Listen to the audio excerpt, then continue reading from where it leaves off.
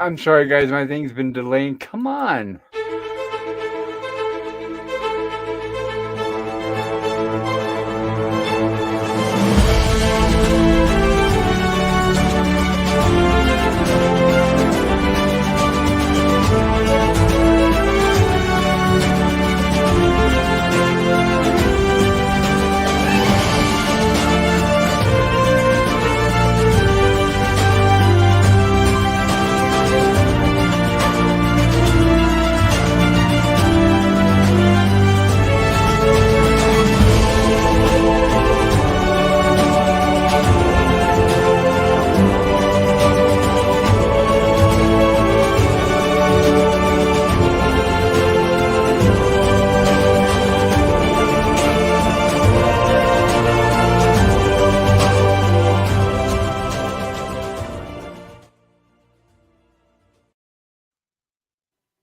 Hello, everybody. Pop culture curator here. So good to see you all.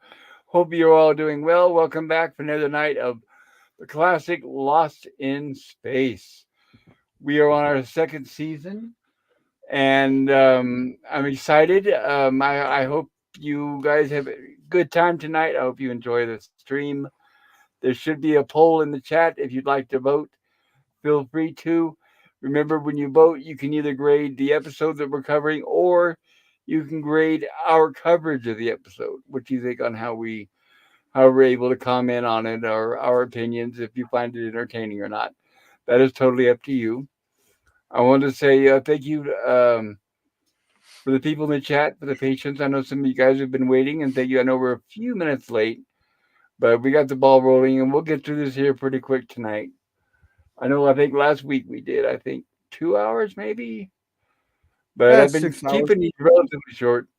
Well, I know the rumblings from the lab was 6 hours, but I know the Lost in Space, we usually try to keep those around 2 hours, I think. I don't want to bore everyone to death, so we usually try to get through them relatively smoothly and Yeah. quickly. I'm so glad we're doing it episode. We're finally touring my workplace.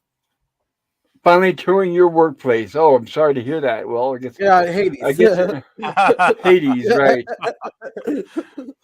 Well, So you hopefully mean your it's form of Hades. Sorry, go warm there, ahead. Gorilla? No, not warm. Well, our oven's grown at 600 degrees, so Oh, there you go. Okay. Ooh, not good. I've had jobs like that before, and that is definitely not fun. So I feel for you, sir.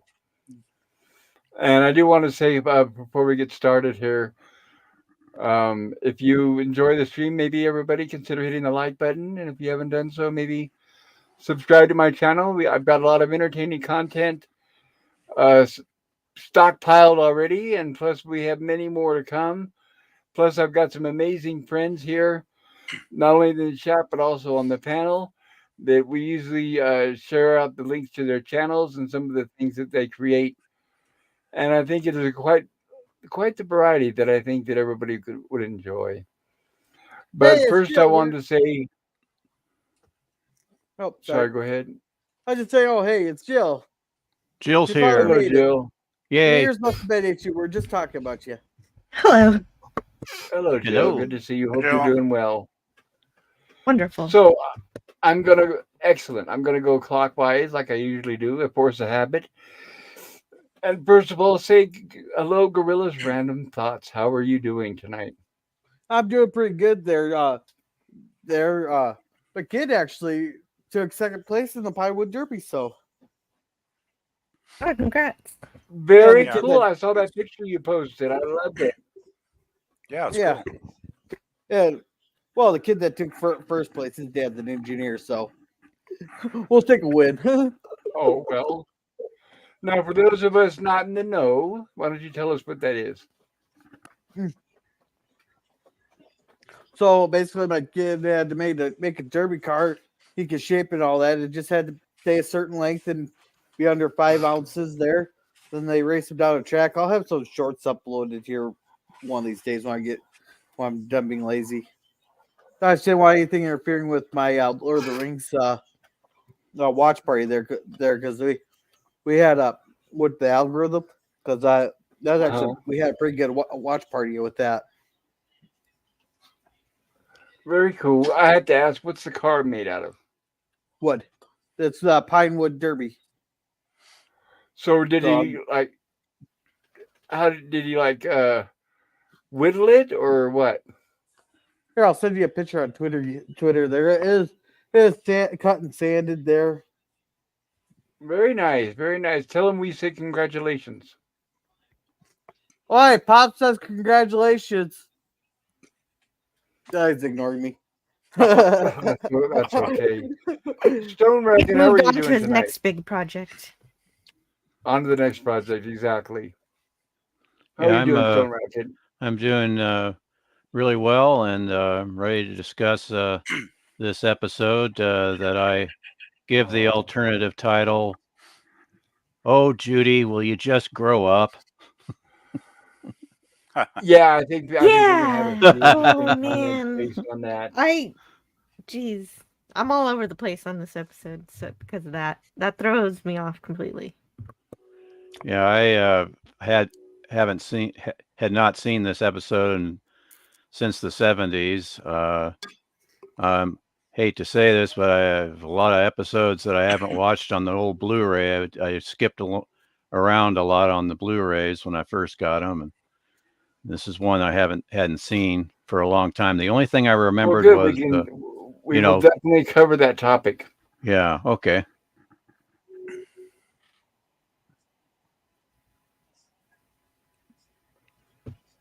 Mm-hmm. So Oh, pop okay. culture. Oh, I thought you wanted me to stop. No, I thought you. Maybe I misunderstood, but I thought you stopped mid sentence. Oh, I'm sorry. BBP, how are you doing tonight? Oh, not too bad. Not too bad. I had a decent day. Can't really complain too much. Just finished watching the episode not too long ago, maybe about I don't know, 20 minutes ago now. Just before you were scheduled to go on, and yeah, Very I cool. have mixed feelings about this one, like Jill. It's like I'm not really sure how I'm going to rate this thing yet, so I'm going to listen to what you guys have to say, and then I'll probably eventually vote in the polls. You know, maybe halfway through the stream or something once I Oh, come on. kind Don't of make me defend figure it this out. episode. Don't Yeah. make me defend this episode. P- No, I P- have to. I have to get some more, feedback from what you guys think, because I'm PvP. undecided. PvP, were you scared at all while you watched it? It depends how you define scared. Was I'm often scared by was something. anyone on the panel? Did they get scared? Like like not like frightened. when the dragon appeared or anything? The statue? Not really. Yeah, that's one of the few things I remembered from seeing this all those years ago. Yeah. And the harp or lyre, and that's about it. So I can tell you, I was petrified because I was having so much deja vu. I thought it was appropriate, though. Dr. Smith was very good at playing a liar, because he usually does in most episodes. So there you go. That's a pun, son. that's what it is. Anyway, I guess that's about it for now. If Jill wants to take over the intro here. And Jill, how are you doing today? Doing wonderful. Ready to talk about the episode. Excellent. And I wanted to, before I forget, I wanted to put a note up. We will not be having Lost in Space next Monday, everybody, due to some behind the scenes. Some people are busy, but we will be back the following week. So no Lost in Space next week, but we will week after next. But I may have. I'll probably have a Rumblings from the Lab in its place. If I'm filling up to it, I should be filling up to it. But a very special edition of Rumblings from the Lab. yes, it will be very special edition of Rumblings from the Lab. Yeah. And I wanted to say hello to everybody in the chat. And starting off with the Looks Like Stone Racket saying pop culture. Good evening. Well, good evening to you too as well. And it looks like Taylor Swift, greater than Disney Star Wars and MCU, waving. Hello there. Good to see you, Matt G. And it looks like we've got a spam coming from, I think that's Twitch or one of those other Yeah, things. So Twitch. please That's ignore. I'm not Twitch. going to highlight that. I've got to figure out how to get in and block those easily while I'm on a stream because it's not easy when we're in StreamYards. You'd have to go either open up a whole new tab or and go onto Twitch directly, log into Twitch directly, or Uh-huh. do it on your phone. Good idea. Good idea. And the Phantom Boomer Explorer says, howdy. Hello there, Yeah. Phantom Boomer. Hope you're doing And Howdy. hey, well. Hello. Boomer, and hey, Taylor Swift. Hello. And hey, Dan. Yeah. Hi, everybody. Hello, Sci-Fi Sit Dan. Sci-Fi Sit Dan says, hello, panel. So the crew and family get a visit the Lord of the Underworld. Hope they have the money to pay him off. Yes, exactly right. But this guy doesn't need money. He needs something else to get out of there, apparently. And hello, Sean Carter. Hope you're doing well. Haven't seen you on the stream in a while, so glad to see you back. Sean Carter says, greetings. All perfect show to listen to as I work on the J2. All right. I hope you Hopefully- enjoy yourself tonight, Sean. Hopefully, Sean Carter has enough canisters of deuteronium fuel for his Jupiter 2. Yes. Right, you're going to need enough deuteronium for liftoff. Yeah. And I wanted Hey, to Sean. mention that Sean Carter has an amazing channel, the Sci-Fi Model Guy. Everybody, check that out. I don't know if my Stream Elements is going to be working tonight to put links down or not, but I got my fingers crossed. Jill, did you get your Stream Elements bot working?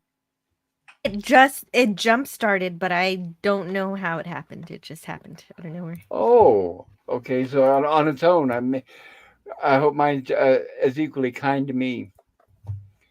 And Sean Carter says, "Hail, Sit Dan." And Sit Dan says, "Hey, Sean Carter. Edge of time. Hello, Edge of time. Grumblings from the edge of time. Ola Hey, Greg. Hello, hey, Ola Edge Time Greg. and Hailer, Greg. Hi, Yeah, Edge. hello. Hi, Euler. Hello, hello. And Ola Greg says, hello, everyone. And Edge of time says, hi, OG. And Ola Greg says, hey, Edge. Phantom Boomer says, liar, liar, pants on fire. With a play of words, spelled Lyre, that is. I thought it was Lear. Nope, that is how you spell liar, like in tonight's episode. Oh, And hello, LDG. Good to see you, LDG. Free the net, saying evening, poppin' friends. Yeah. Likewise, Hey. back at you. yeah. Hi, Yeah. hi, LDG. I got bone to pick with you, Pickles. You started a 15-minute countdown for a live stream. I thought you were going to actually stream last night while I was falling asleep. And here, nope, it was just a countdown. Oh, how do you like that? So just a countdown and then nothing happened? Well, he was testing something out there. Okay, I gotcha. expected an actual live stream. And the Phantom Boomers Explorer says, Greg, Edge, Sean, Sci-Fi, LDG, Hale. Phantom Boomer Explorer says, and Taylor, etc., etc. Yeah. And did I say hi to Boomer? Oh, hi, Boomer. Well, you can always say it again if you're not sure. And good friend Antiderivative Jill says, subscribe to Sean Carter's channel. And she drops the link, the Sci-Fi Model Guide. There it is. Thank you for doing that, Jill. I really appreciate it. For Sean's sure. Showcase Cinema. That's another link there. I was not aware of that one. I need to check that out and subscribe to that as well. You do. There are some really cool And- reviews that he's edited. Oh, right then. Yeah, thank you for bringing that up. I appreciate it. I'm glad you brought that to my attention. And LGG is smiling. And Taylor Swift says, LOL. And LDG says, I was running a test. There it is. There's your answer, Gorilla. And LDG says, sorry about that. Phantom Boomer Explorer says, hi, Gorilla and panel. And Jill, would you like to read this for us from Taylor For Swift? sure. Matt G says Jill.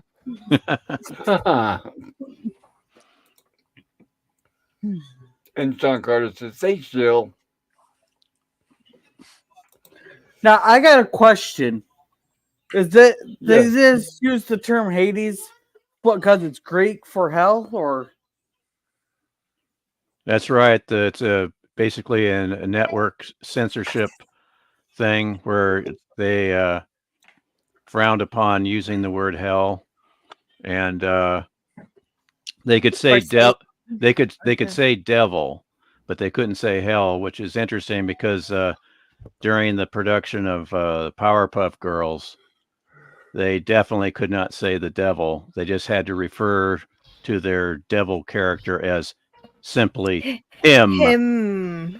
Yes, and I was on a don't laugh anybody, but the first internet forum that I joined was Girl Talk, which was about the Powerpuff Girls, and I got to talk to one of the writers, Amy Rogers.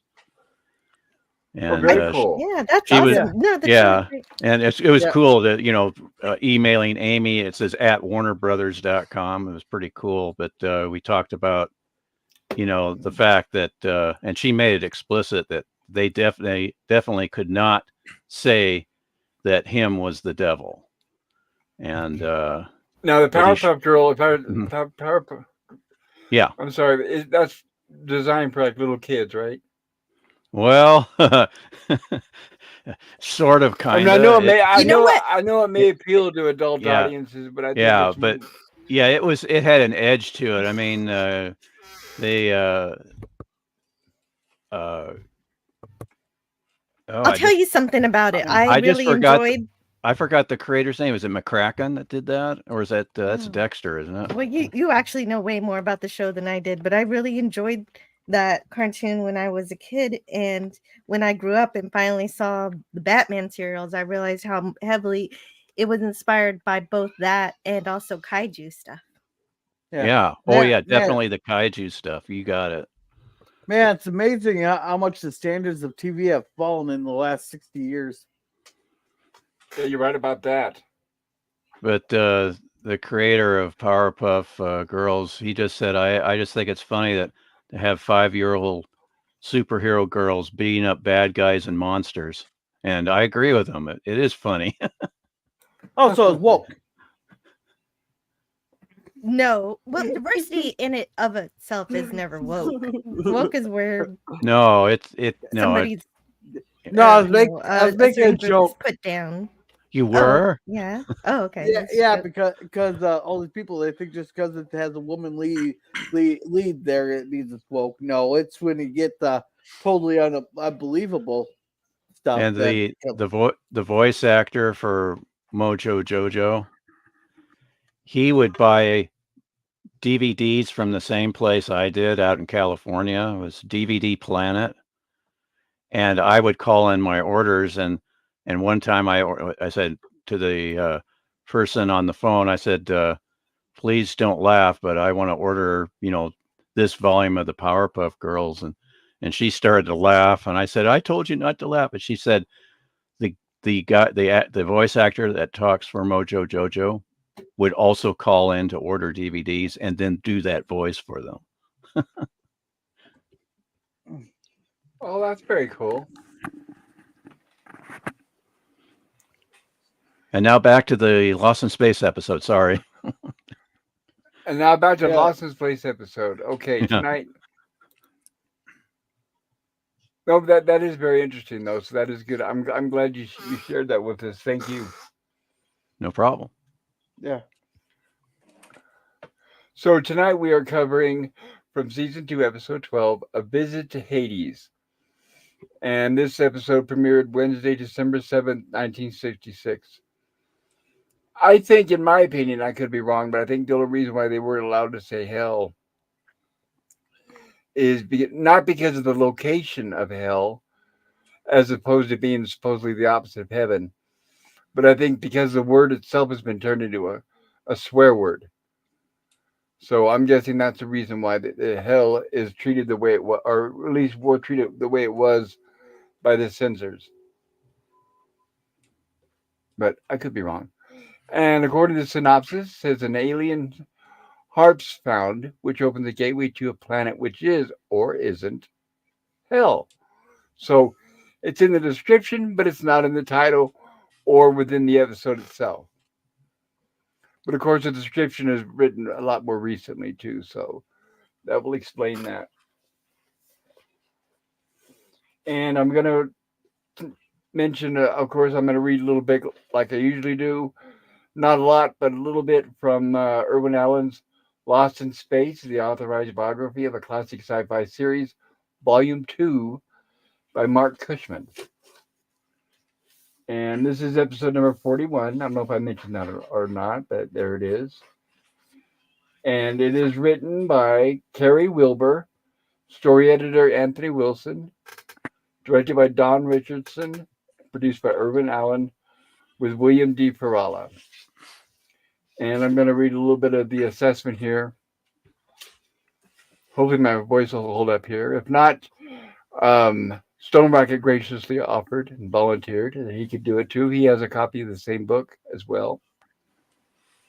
So the assessment says, a wonderful concept. Dr. Smith goes to hell, or at least thinks that he does.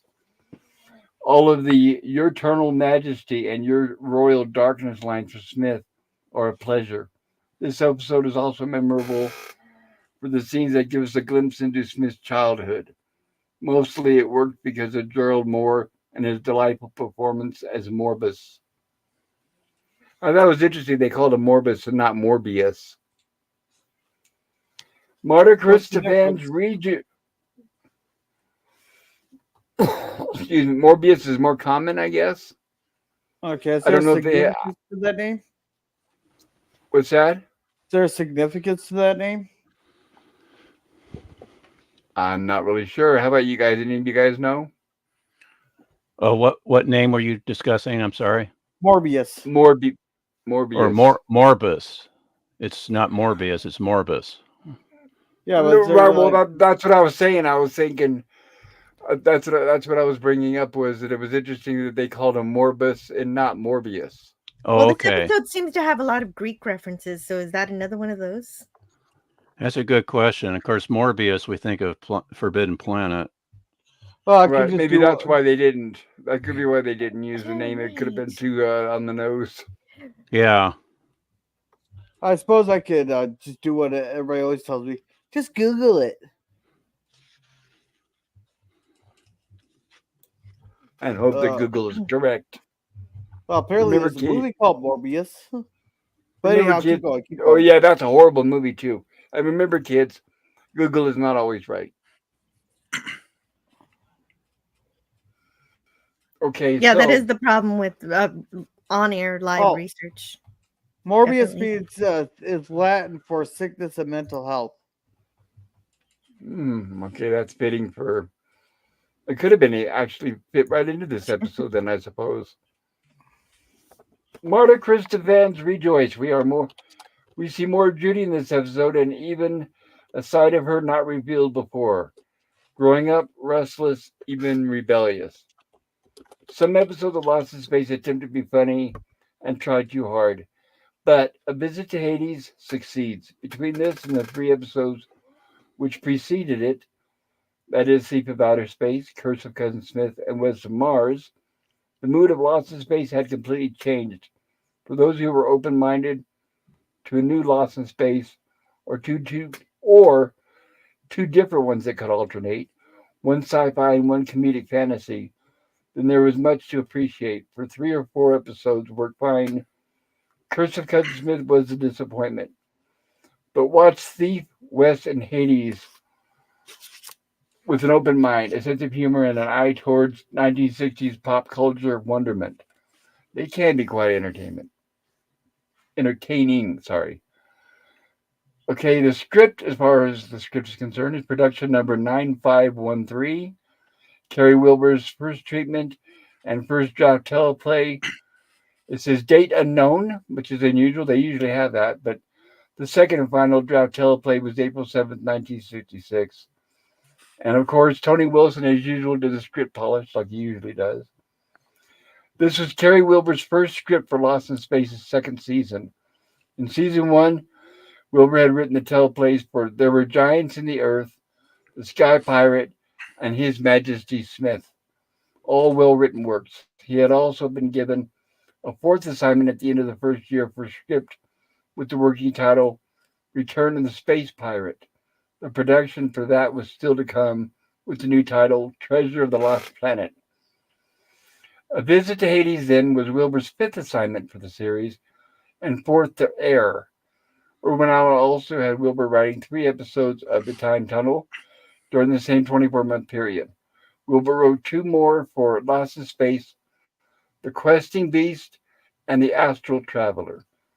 4 for 12 O'Clock High, 2 of The Big Valley, 2 for The Monroes, 1 for Legend of Jesse James, and 1 for Star Trek. The classic Space Seed, believe it or not, which introduced Ricardo Montalban as Khan Noonien Singh. Not a bad 2-year period for a television writer. Were you aware of that, Ginger? Ginger. Jill? Ginger. That's I was okay. just No, taking actually, that actually missed that one that didn't make it in my notes. So that is really cool to hear. Yeah, I never yes, knew by that the writer either. of Space Seed. But now, By the yeah, writer Yes, of Space Seed. makes sense now. Oh, Yeah. okay, Jill. it really does. It Oh, really does kind of make sense actually on a few levels. okay, Jill. Are the Trekker or are the Normie? In Kevin this Burns instance, said. I did not know that. Yeah, it's okay. Kevin Burns said. Sorry, go ahead. Oh, I was just gonna say, Jill's fair game now. I'm gonna pepper her with trivia. Kevin Burns said, I can always tell Kerry Wilbur's episodes because they were the most fantastical and they were based on either legend or folklore. A Visit to Hades was one. The Questing Beast was one. His Majesty Smith was one. They were the ones that were grandiose, based on ancient tales or knights in armor, and that was kind of who he was. He was a very, very smart guy, very steeped in classic writing, but very much enamored of the fact that on Lost in Space he could write anything. He could indulge these incredible fantasies. I think that's something that most people don't acknowledge about Lost in Space, is that after season 1 it became pure fantasy. It wasn't science fiction, it wasn't meant to be practical, and whereas Star Trek had to pay certain homage to science, excuse me, so, whereas Star Trek had to pay certain homage to science plausibility, Lost in Space did not. And I think a lot of the writers on Lost in Space loved the fact that it didn't have to be plausible at all. In some ways, they were limited by the budget or the prop department or the costume department, but on the page, they could envision anything they wanted. And I do think that some of the writers who were not fighting the idea that Lost in Space was basically a fantasy show, such as Carrie, could really enjoy indulging in wild fantasies and imaginations.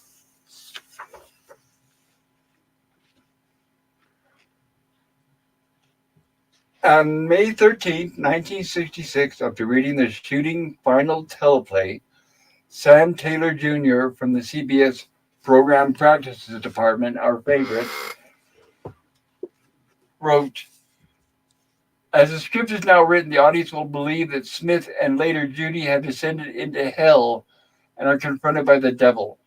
Morvis does nothing to dispel this belief until the middle of Act 4 on page 51. We would request that you use some device early in the. Oh, these phones! I'm about ready to throw it out the window. Serious, I hadn't even had it muted. And every time I do, I end up missing an important phone call. Anyway, we would request that you use some device early in the program to assure children in your audience that they are not really seeing hell and the devil. This could be accomplished in any manner you wish. For example, if you could establish the robot as being in the company of Smith and Will during the reprise of the cliffhanger in the episode's teaser, he could then be present in scenes 26 through 28. At one appropriate time, the robot could speak a line of this kind. You are jumping to conclusions, Dr. Smith. You are not in the place you thought you were. Or you may wish to have the robot accompany Smith on his first visit below. The robot could speak a line similar to the one above after Smith has indicated his misunderstanding of the situation. We have expressed our concern over the general theme of this episode, which uses as its locale the popular conception of hell and as a principal player the devil. As the Lost in Space audience consists very substantially of children, the storyline treatment should be as lighthearted as possible. We would request extreme care in the following areas: casting, costuming, and makeup as regards to the character of Morbus, the devil. Set decorations, sound effects, and special effects in all scenes where the locale will be Hades, and dialogue. Production coordinator Les Warner sent in his notes pertaining to the same draft, telling Irwin Allen and Tony Wilson in part. A good deal of the story interest is lost because of the vagueness of the character Morbus. A. If he isn't the devil, who is he? B. If he is imprisoned within some fifth dimensional world, why is the harp key to his prison on our planet, and how come he can appear here whenever he wishes if he is supposed to be imprisoned? And C. If he were banished from his quote home, wouldn't that be the last place he'd want to return in scene 129, which is the end, to face re-imprisonment? With a little revision, this could be a real story of Don, Judy, and Morbus, and we could use a lot less of Smith here. It is already well adjusted to our school time problem with Will and Penny. Less of Will and Penny allowed Bill Mooney and Angela Cartwright to spend more time in school on the studio lot. As for Warner's concerns, and to later appease CBS, dialogue would be introduced to make it clear that Morbus is not the devil, but a political prisoner. And this would also solve the question as to why he would want to return to his own world. He wanted to carry on with his revolution. With an eye toward curtailing costs, Warner added, well, I don't know if I should mention this because it's not in the finished episode, so it's probably not going to make any sense to you guys. So, and plus, I say let's move along. So here we have our recap from last week, or our cliffhanger for this week, I guess you could say. So we have Will, Dr. Smith, the robot, stumble across this, what looks like an entryway, which appears to be a carving of an old keyhole with an old musical instrument at the center. And according to Dr. Smith, it apparently appears to be a lyre, as he explains, which is an ancient form of harp. But of course, the first thing he notices is the jewels inlaid inside of the device, and leave it to Dr. Smith to automatically have a jeweler's eye loop handy to check it out, right? Yeah, I thought that was hilarious, actually. That was really good. Right. Only Dr. Smith would carry something like that around. That's right.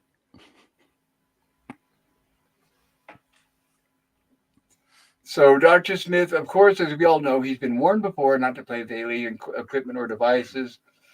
And Will even tries to warn him, but it's too late. Dr. Smith plucks a few strings, 3 or 4 notes, and boom, lo and behold, we get our explosion and we get our descent. Dr. Smith is heading downwards. Transportation by explosion, and that's how they accomplish that in this episode. Yep. Got to have those explosions. Hey, what is this affinity for touching things just random things that appear out of nowhere? You think after how many years and how many incidents they'd be like, maybe we shouldn't touch this, or it's a trap. Yeah, you would think, right? Now this go back one slide, please. To that. There's our little addition, because the keen viewers of the audience will remember last week the setup cliffhanger did not have this little insert, and here it is. No, here. they did not. They saved that for tonight's episode. Yes. And here's your little CBS censor to kind of give them a way out right away that, hey, this guy is just a poser. Right. And as we saw from all the notes from standards and practices, they were all over this one. Oh, yeah. And here yeah. you go. In a way. And also the Yeah, robot ahead, says sorry. right away, it's an alien. Yeah. Well, he always says that, Jill. No, but that's true. That's there's your first clue, and then here's your second. So you know what else he also always says there? He says, always? Danger. yeah, I thought it was that too. says Taylor Swift. And Taylor Swift said, cool. And Sean said, this made an ending of the city's edge of forever extremely powerful, where Kirk said, let's get the hell out of there. Right, that's the difference in the time of day. Right, exactly. This was Family Hour, and Star Trek was not. But even then, for Star Trek, the networks were questioning. They didn't like him saying the word hell for that episode. Yeah, they had to twist some arms for that one. Oh yeah, didn't Roddenberry put up a big fight with the network about getting that word into a city? Yeah. Yeah, Gene Roddenberry, Harlan Ellison, D.C. Fontana, Gene L. Kuhn.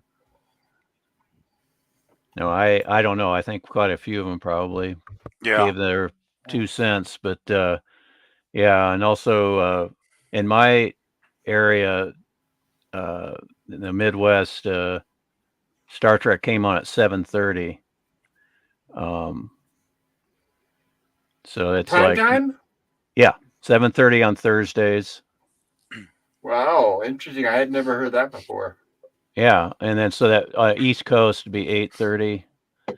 So, but Lost in Space came on, Wednesdays at 6:30. So they had to be a little more careful for the for that early hour. So that means Lost in Space came on right after the half hour 6 o'clock news. Yeah, in my area, yeah. And welcome, Scurvy. Hey, Lemon. Hello, Lemon Pie. Good to see you. Hope you're doing well. Glad you could join us. Yeah, You can Scurvy get says, caught up oh with no. the chat if you want to, Gorilla. Thank you. Yeah, that's what I'm trying to do here. And Scurvy says, oh no, Jill will be peppered. And I'll be salty about it. And I'm sorry, but now that Lemon has mocked me, I will refrain from peppering anybody.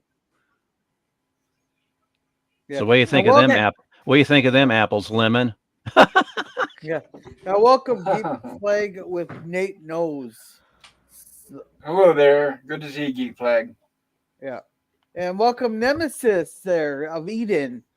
He says, hail, you beautiful beings. I hope you're doing well, Pop, panel, and chat. Yes, I am. Thank you. Good to see you, Nemesis. They says, Scurvy. Hey, man, Scurvy, you might want to run to the doctor there. You are really slowing down here this week. You might want to go see a doctor. And Scurvy says, Nemesis, don't.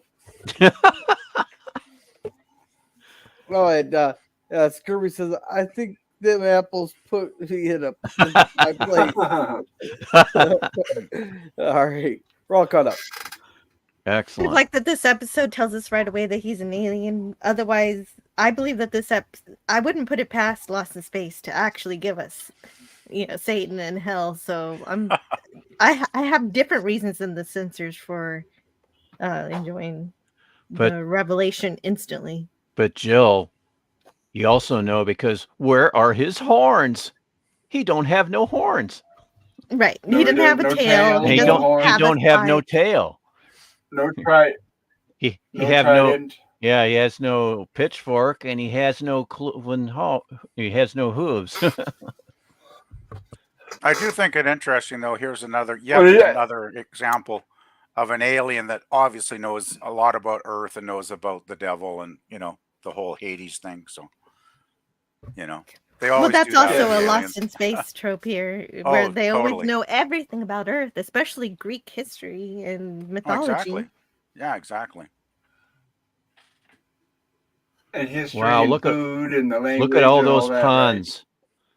Right? All those puns coming from this Morbus guy. Yes. Yelps, shrieks. Anyone want to imitate Dr. Smith here? Not really. Not really. Yeah, that's the joke. Oh, there's that prop. Oh, go back. Yes, we do get a chance to look at that prop again, and it will not be our last time, of course. But that's from a time tunnel episode called "The Walls of Jericho." That's the old pagan idol. Oh, very cool. Thank you. Yeah. Can you imagine being watching all these live back then and pointing these things out and noticing. I wonder if audiences were that sophisticated. I know they didn't have high definition, but I'm sure they had to recognize some of these props from show to show. Yeah, a lot of the blinky light props kept popping up on 20th Century Fox shows as well as just Irwin Allen. That's what I called them when I was a kid. Absolutely. The blinky light panels. Well, Because they're you'll expensive to see make.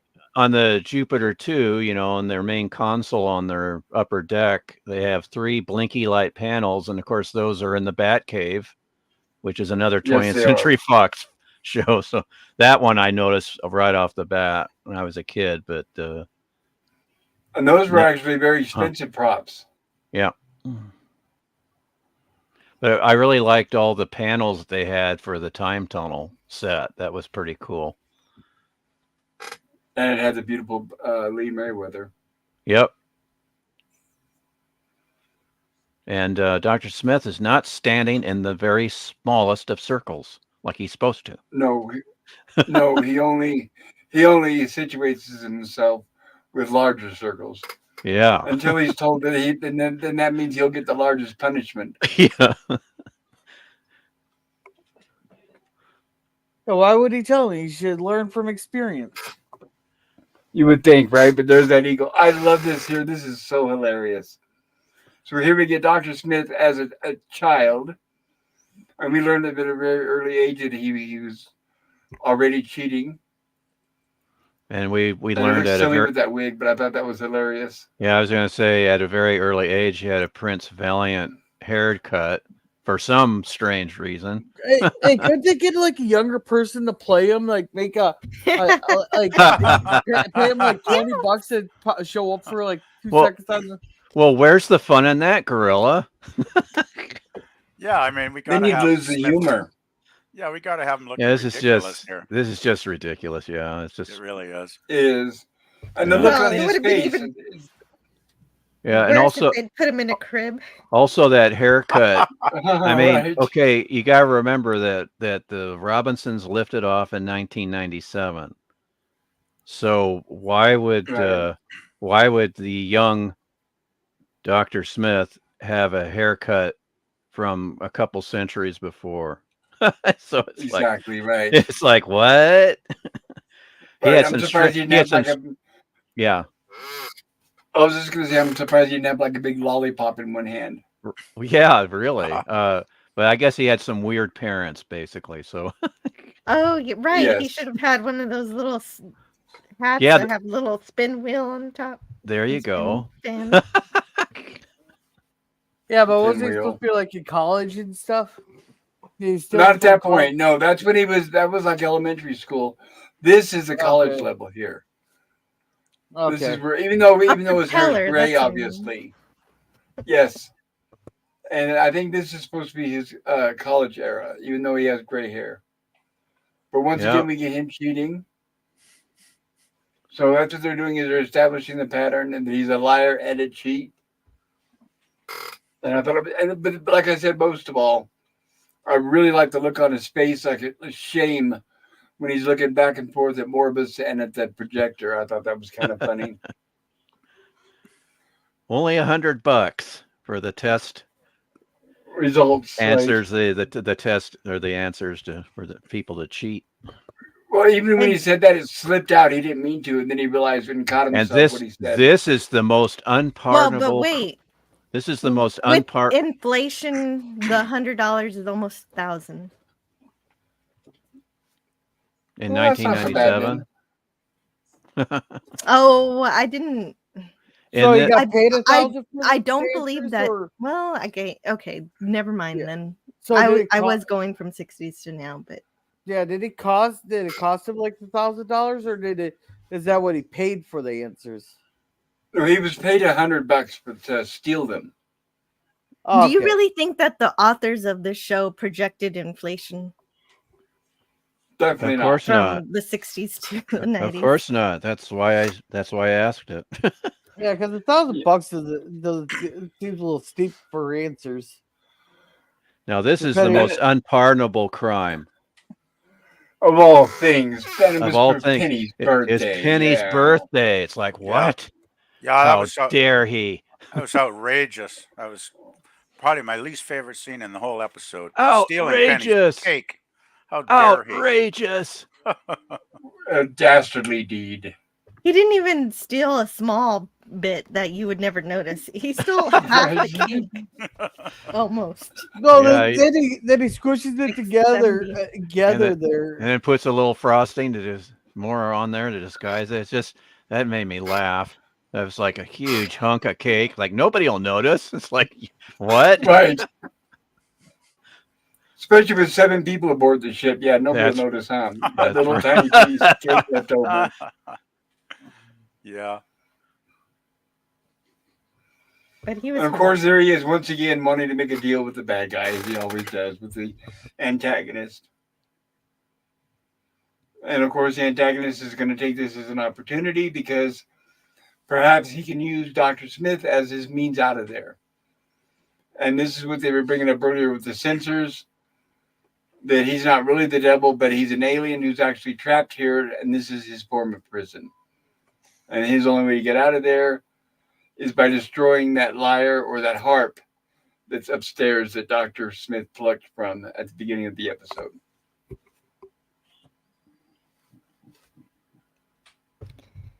And it says that he tricks people who are greedy and or whatever, but he doesn't have any control over who actually enters his domain. So he would have encountered a variety of people.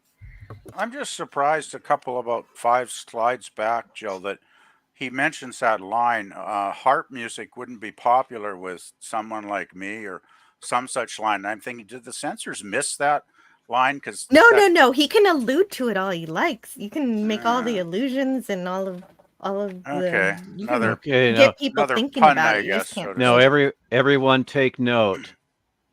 He simply says, "Get out." There's a huge puff of smoke, and Smith is sent back, and he won't be able to do this later in the episode for some reason. Mm-hmm. Yeah, he can teleport himself and teleport anyone else he wants, except when the script, the plot needs that to Hey, not Stone be Rocket, available. Yes. that falls under don't think about it. Oh, I'm thinking about it. I just think too much. I've got to stop. Or it also falls under just go with it. Yeah, just go with it. And the poor robot. Oh, that poor robot. We all know what's going to happen later on, but oh dear. I wanted to point out the dragon / statue that we mentioned Oh, prior. I'll be right back. It was written as a 3-headed stone dog with flames shooting from its mouth. Cerberus. So- Yeah. Yes. This is for effect only, no story point, and therefore this is from the suggested from upstairs. I suggest we adopt something we already have and rig it for a less expensive effect. So yeah, you got what you asked for. That's right. There it is in black and white. And what we're supposed to assume as the audience, excuse me, as a child behind a large school desk, the set, I assume, would be limbo, but the overscaled desk will be an expensive item. A compromise would be to shoot down over a corner of what is presumably a teacher's desk, with Smith dwarfed in the perspective, looking up at an off-screen teacher. So that's what they did. Otherwise, they could have easily used a prop from Land of the Giants, I'm sure. Yeah. So I got a question though. What is the significance of brimstone? They describe that because that's supposedly, if you're in hell, from what hell is described as, it's surrounded in brimstone. Okay, what is it exactly? It's an ancient rock, from what I've gathered, I think. I could be wrong about it. Haven't visited myself personally. I But I always think equate. it's an ancient rock. Yeah, I equate it with sulfur. Yes, But that's another smell that's supposed to be down there. Yes. Yeah, that's a burning rock with a sulfur-like smell. that's not very specific, but that's all I got. I And just when- looked up the expression fire and brimstone, and it says here an expression of signs of God's wrath in the Bible, or a style of Christian preaching that uses vivid descriptions of judgment and eternal damnation to encourage repentance. That's what I got anyway here. So Okay. Interesting. Can we catch up on chat here real quick while we're waiting Yes, on thank Jill? you. Thank you. Hey, Geeksflake says, "Is it true this is the actor who plays the devil was considered for the role of John Robinson?" I'm looking it up now. From what it says here in the notes in the book, it says Gerald Moore, it's Gerald Moore was 52 when he was paid $1,750 to play Morbus. You could tell, first of all, I'm thinking he might have been too old to play John Robinson. But you could tell by the case in which he played the role, his on screen confidence and charisma, that he was an actor of great experience and success. Moore's special gift was his voice, both speaking and singing. And his greatest success came in radio during the 1940s. Besides being a member of Orson Welles' Mercury Theater of the Stage and on the air, which means he was on the original War of the Worlds radio broadcast, Moore was a CBS radio staff announcer, then a radio star, playing the lead in several series, most notably The Adventures of Philip Marlowe from 48 to 51. He was named Best Male Actor by Radio and Television Life in 1949. On the screen, he was the resident villain Slick Latimer, the 1941 serial Jungle Girl, and this led to other villainous roles. He played the good guy, albeit a dark cake, in 1946's The Notorious Lone Wolf and its two sequels, The Lone Wolf in Mexico and The Lone Wolf in London. Two of his last co-starring big screen roles were for the 59 sci-fi The Angry Red Planet and the 1960 exploitation film This Devil Breed. On television, Moore starred in the 54 to 55 series Foreign Intrigue. He was also guest player for 2 decades all around the dial, including 7 turns on Maverick, as well as appearing with Jonathan Harris once in The Third Man, and for Irwin Allen in Voyage to the Bottom of the Sea. One of his last roles came right after his lost his face in 1968's Funny Girl. Moore was in Sweden filming a TV pilot later that year when he died of a heart attack. So he died the same year as this was filmed. Really soon that's- after. That is terrible. yeah, he was only He is. 54, which is tragic. No, he died in 68. This was filmed in 66. About 2 years after, yeah. Right. Yes, 1968's Funny Girl. Moore was in Sweden filming. The Yeah. budget for this episode was set at $153,969, down from the studio's per episode target price of $159,000. So they actually saved money. Production began on Tuesday, October 4th, 1966, for the first of 2 days on State 11. And obviously, as we can tell here, I will see more of, is that we get to see a lot more of Judy in this episode compared to most of the other ones. So that's kind of a highlight. Like I said earlier, if there's any fans of Judy, this is the episode for you. And I'll be right back. I gotta let my dog down. Her name is Ginger. That's how I got you mixed up with Jill. Your name earlier, Jill. I apologize. I gotta let Ginger down. I'll be right back. All right. No Scurvy problem. says, "I'll have to sharpen my game back up for sure." That's 3 times in a row. And Nemesis says, "Well, I mean, I gave you like 30 seconds, which isn't really that long when you think of it, Scurvy. Now, hey, Air Nemesis, go out in the middle of the battlefield and stand out in the open for 30 seconds and tell me how long that is. Yeah, it'll be a lot longer than you think it is." And Scurvy says there's plenty of time. And Scurvy says, "Ha, that's still of Smith as a kid is hilarious." And an attempted murderer. Okay, Scurvy says, "Is he going to show him his treason? Which time? There's too much." And we get a bunch of burgers there. And welcome, Suzanne X Team. And I thought, Hello, Suzanne. hey, you're just like Gandalf there. You're never early, nor are you late. You arrive precisely when you mean to. All right. Good to see you, Suzanne. Hope you're doing well. Why Then, does this guy have records on Smith's past? Hi, Suzanne. Yeah, I don't know. Yeah, Boomer That's- says Oh, really? Yeah, Yeah, Boomer says- Boomer agrees with Stone Raka. It's essentially Yeah. sulfur. yeah. And Geek says brimstone is a form of decayed sulfur. So, yeah, basically it's just sulfur. Does Morbus have records on every Earthling and could go back, but only replace the records with the current image of that person? Well, that's a good But point. of course, Jill, Okay, fine. the script demanded it, and there it is. Pretty amazing talent.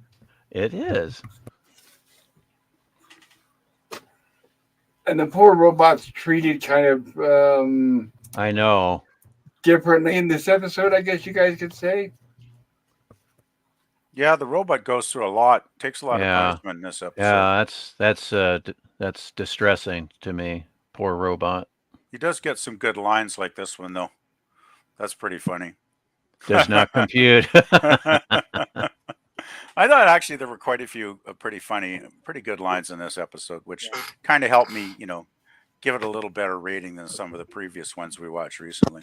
Yeah, that does not compute. Well, even when you have a good author like this one obviously is, they know they're writing a cartoon, so that's what they're writing. True. Yeah, I guess, yeah. Gotta go with the formula, I suppose, right? And it's like, okay, how did he appear there? No explanation, except later on he says he gets like a furlough every once in a while, but please tell us at this point what's going on, but they don't. No, they don't elaborate. Well, and once he escapes, why does he go back?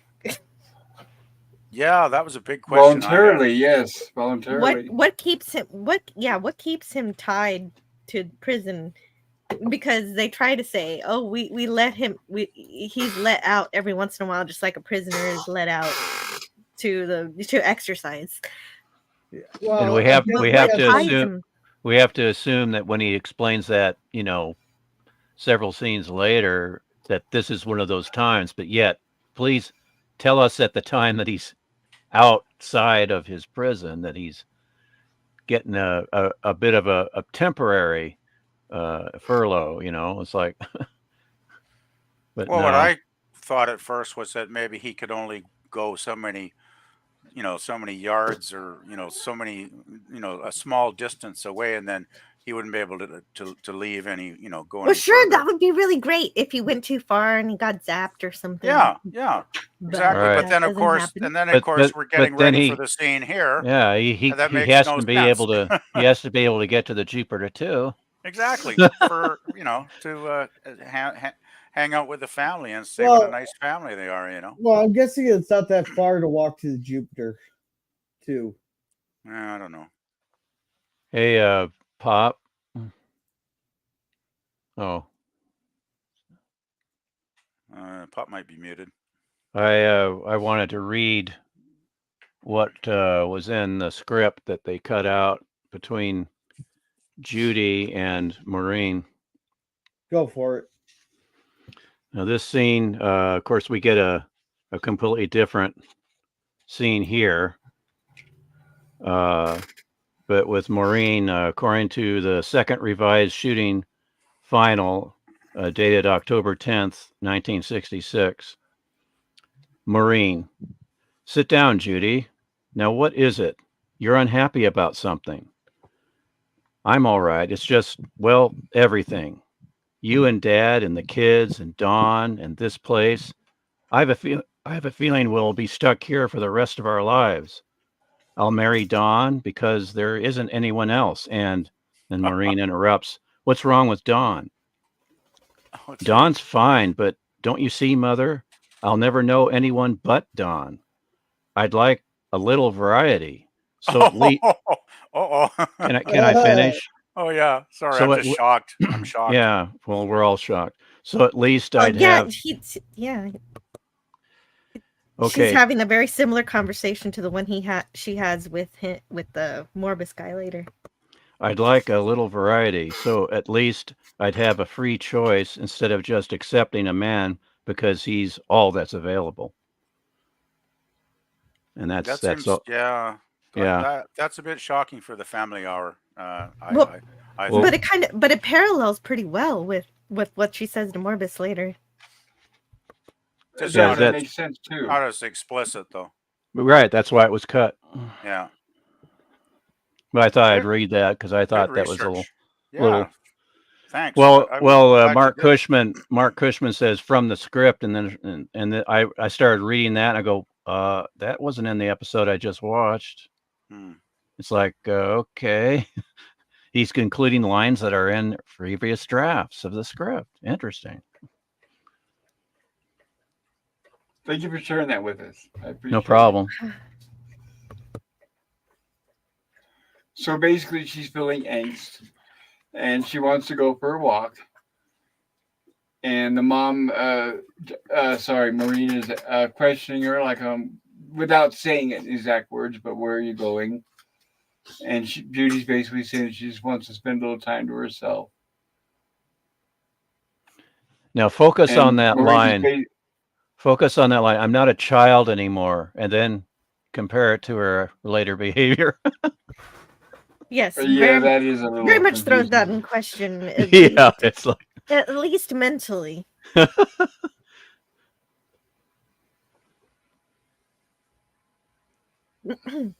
Yeah, so when someone says they're not a monster, they probably are a monster.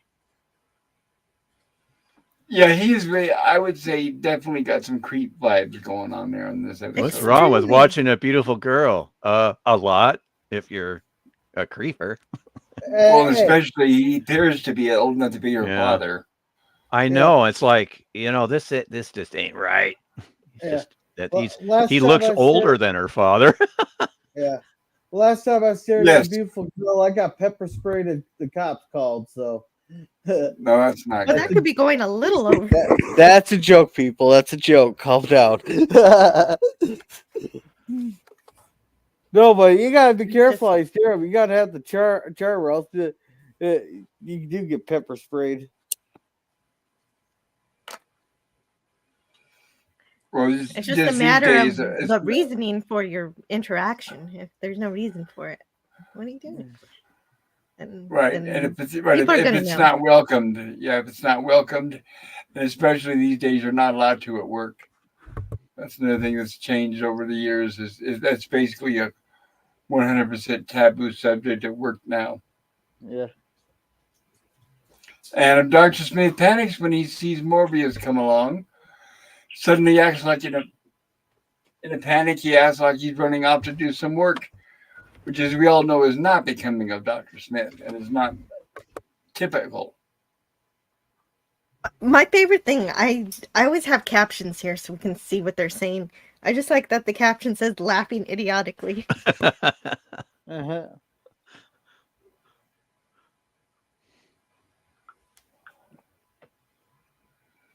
Of course, his intention isn't to work.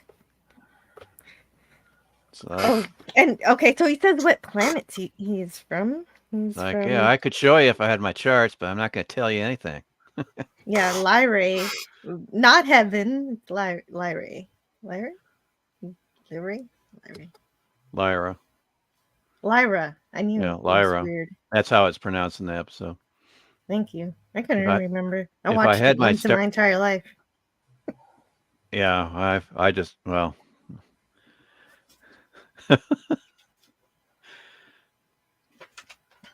Yeah, where's his ship? He doesn't have a ship. He doesn't have one. He has an underground prison. Well, gee, Well, our sensors didn't show any ship. Yeah. Well, what he Since said was we haven't seen any leave, so he could have said that he'd been there longer than they have. But he does in a way. He says he's been down there over 1,000 years. You know, like 12,000 or 12. something. Yeah. 12.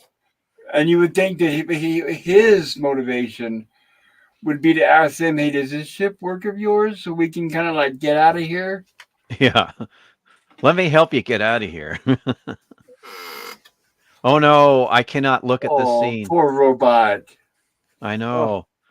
And without any explanation, he can do this. Yeah. It's like, okay.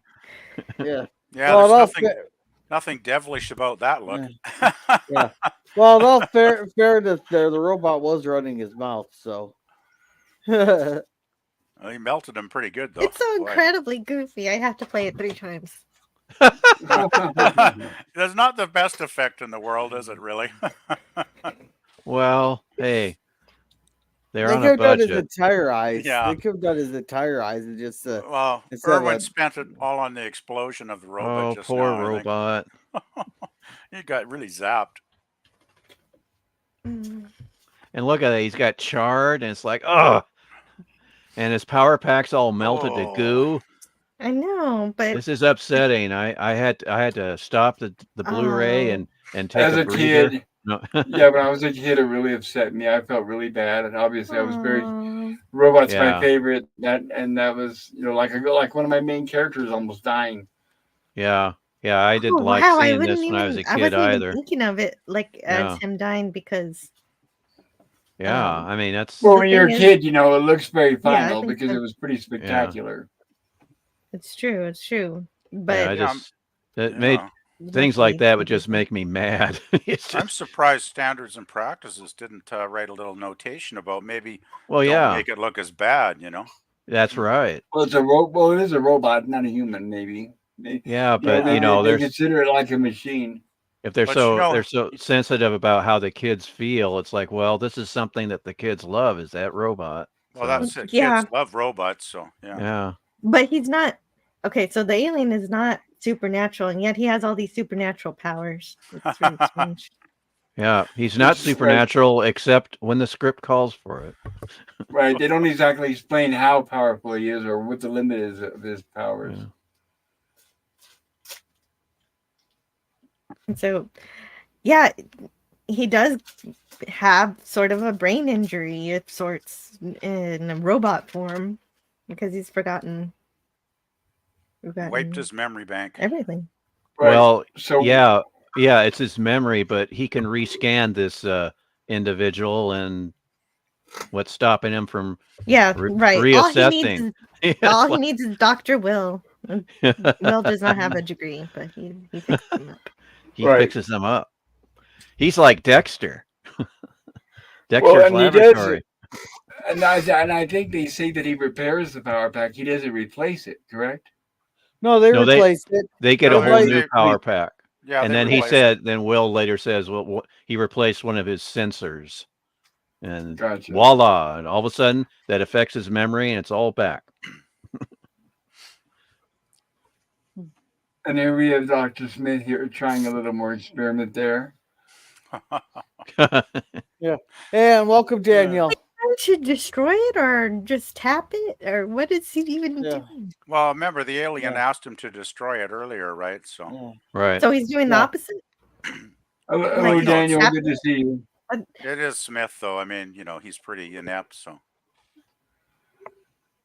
Maybe he's finding a way to tamper with it without Morris being around, because he's not sure what the results are going to be.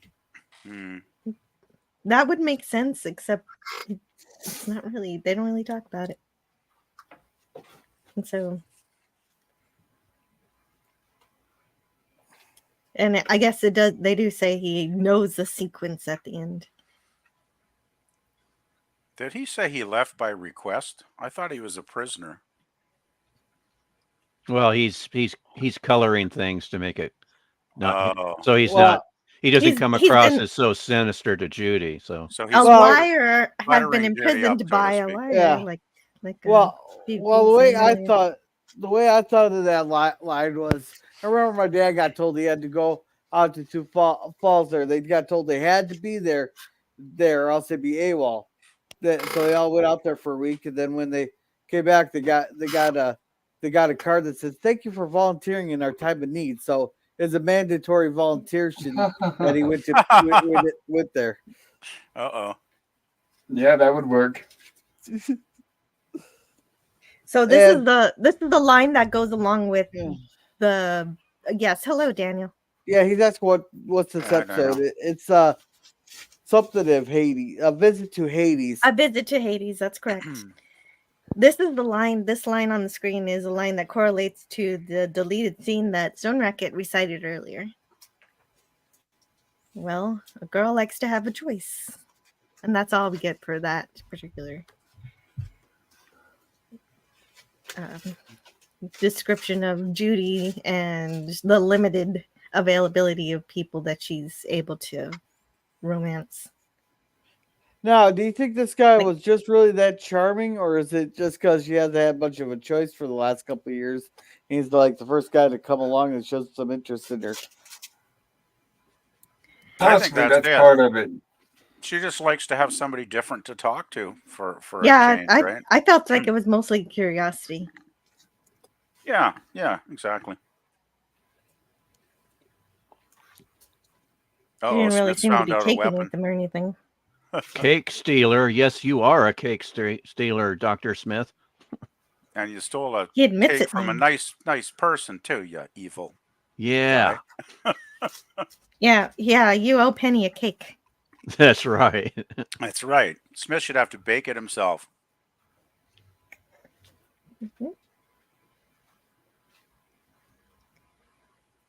He tries to make a deal with who he thinks is the devil.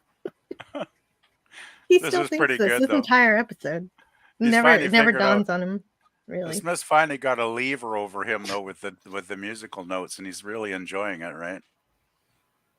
Oh yeah, and he wanted riches, a power, and a trip back to Earth. I was like, settle for one, Dr. Smith. Either you can have riches, you can have power, or you can go back to Earth. You can't get all three.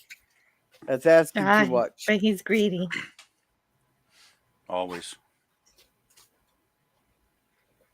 Uh-oh.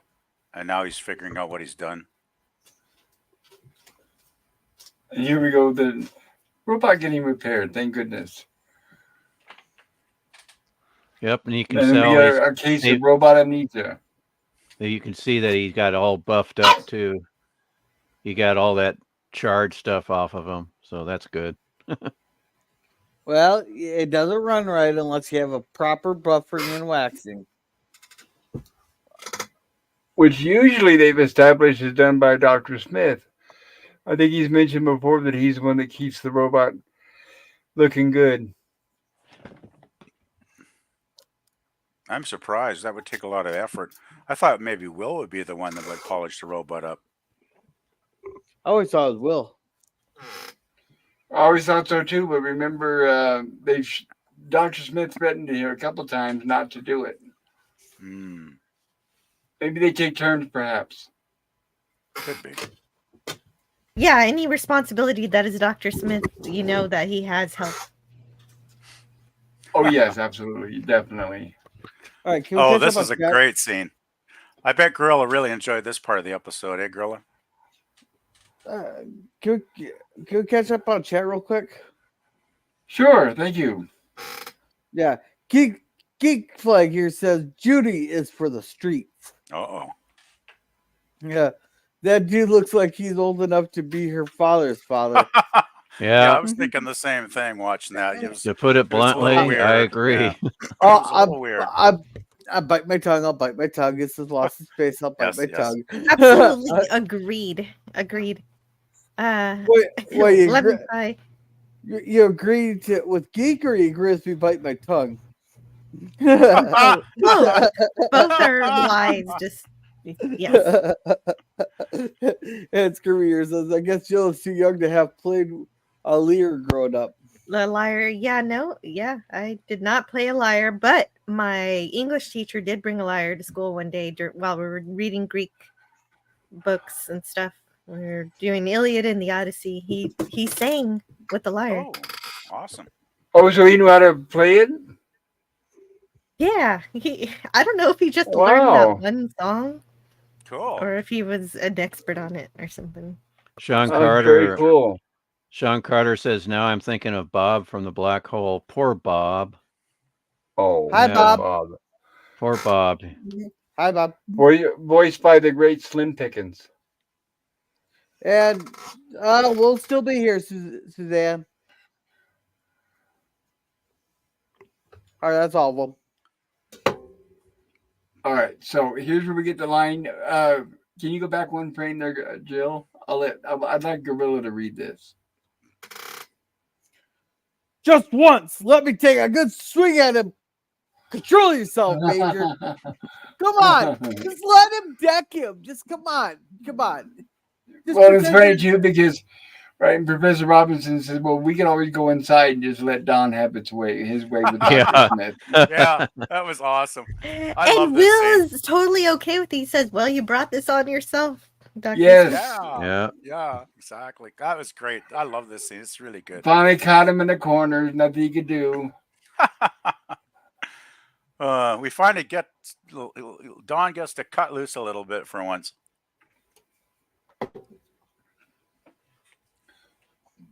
Awesome. And there it is. Right. So as we see, Smith is realizing there's no way out this time. Basically, what they're wanting is the truth because they know Smith knows more than what he's letting on. So that's what they're doing. They're forcing the truth out of him because the robot told on him, of course. So he's considering the robot like a tattletale. And now we have everybody's favorite scene with Judy.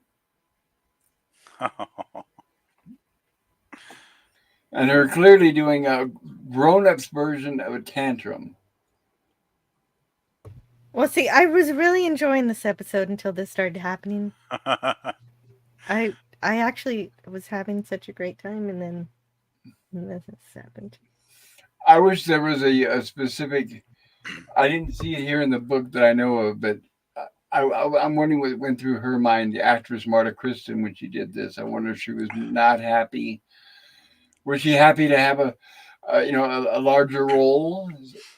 Was she not happy because of the way the character was portrayed? She probably liked it. She Yeah, did a and, good Yeah, she job. probably liked it. In I was just. No, go ahead. in Cushman's book, he assumes that the director just told her to cut loose, have fun. I just was kind of disappointed that finally we get an episode where Judy gets a ton of lines compared to most.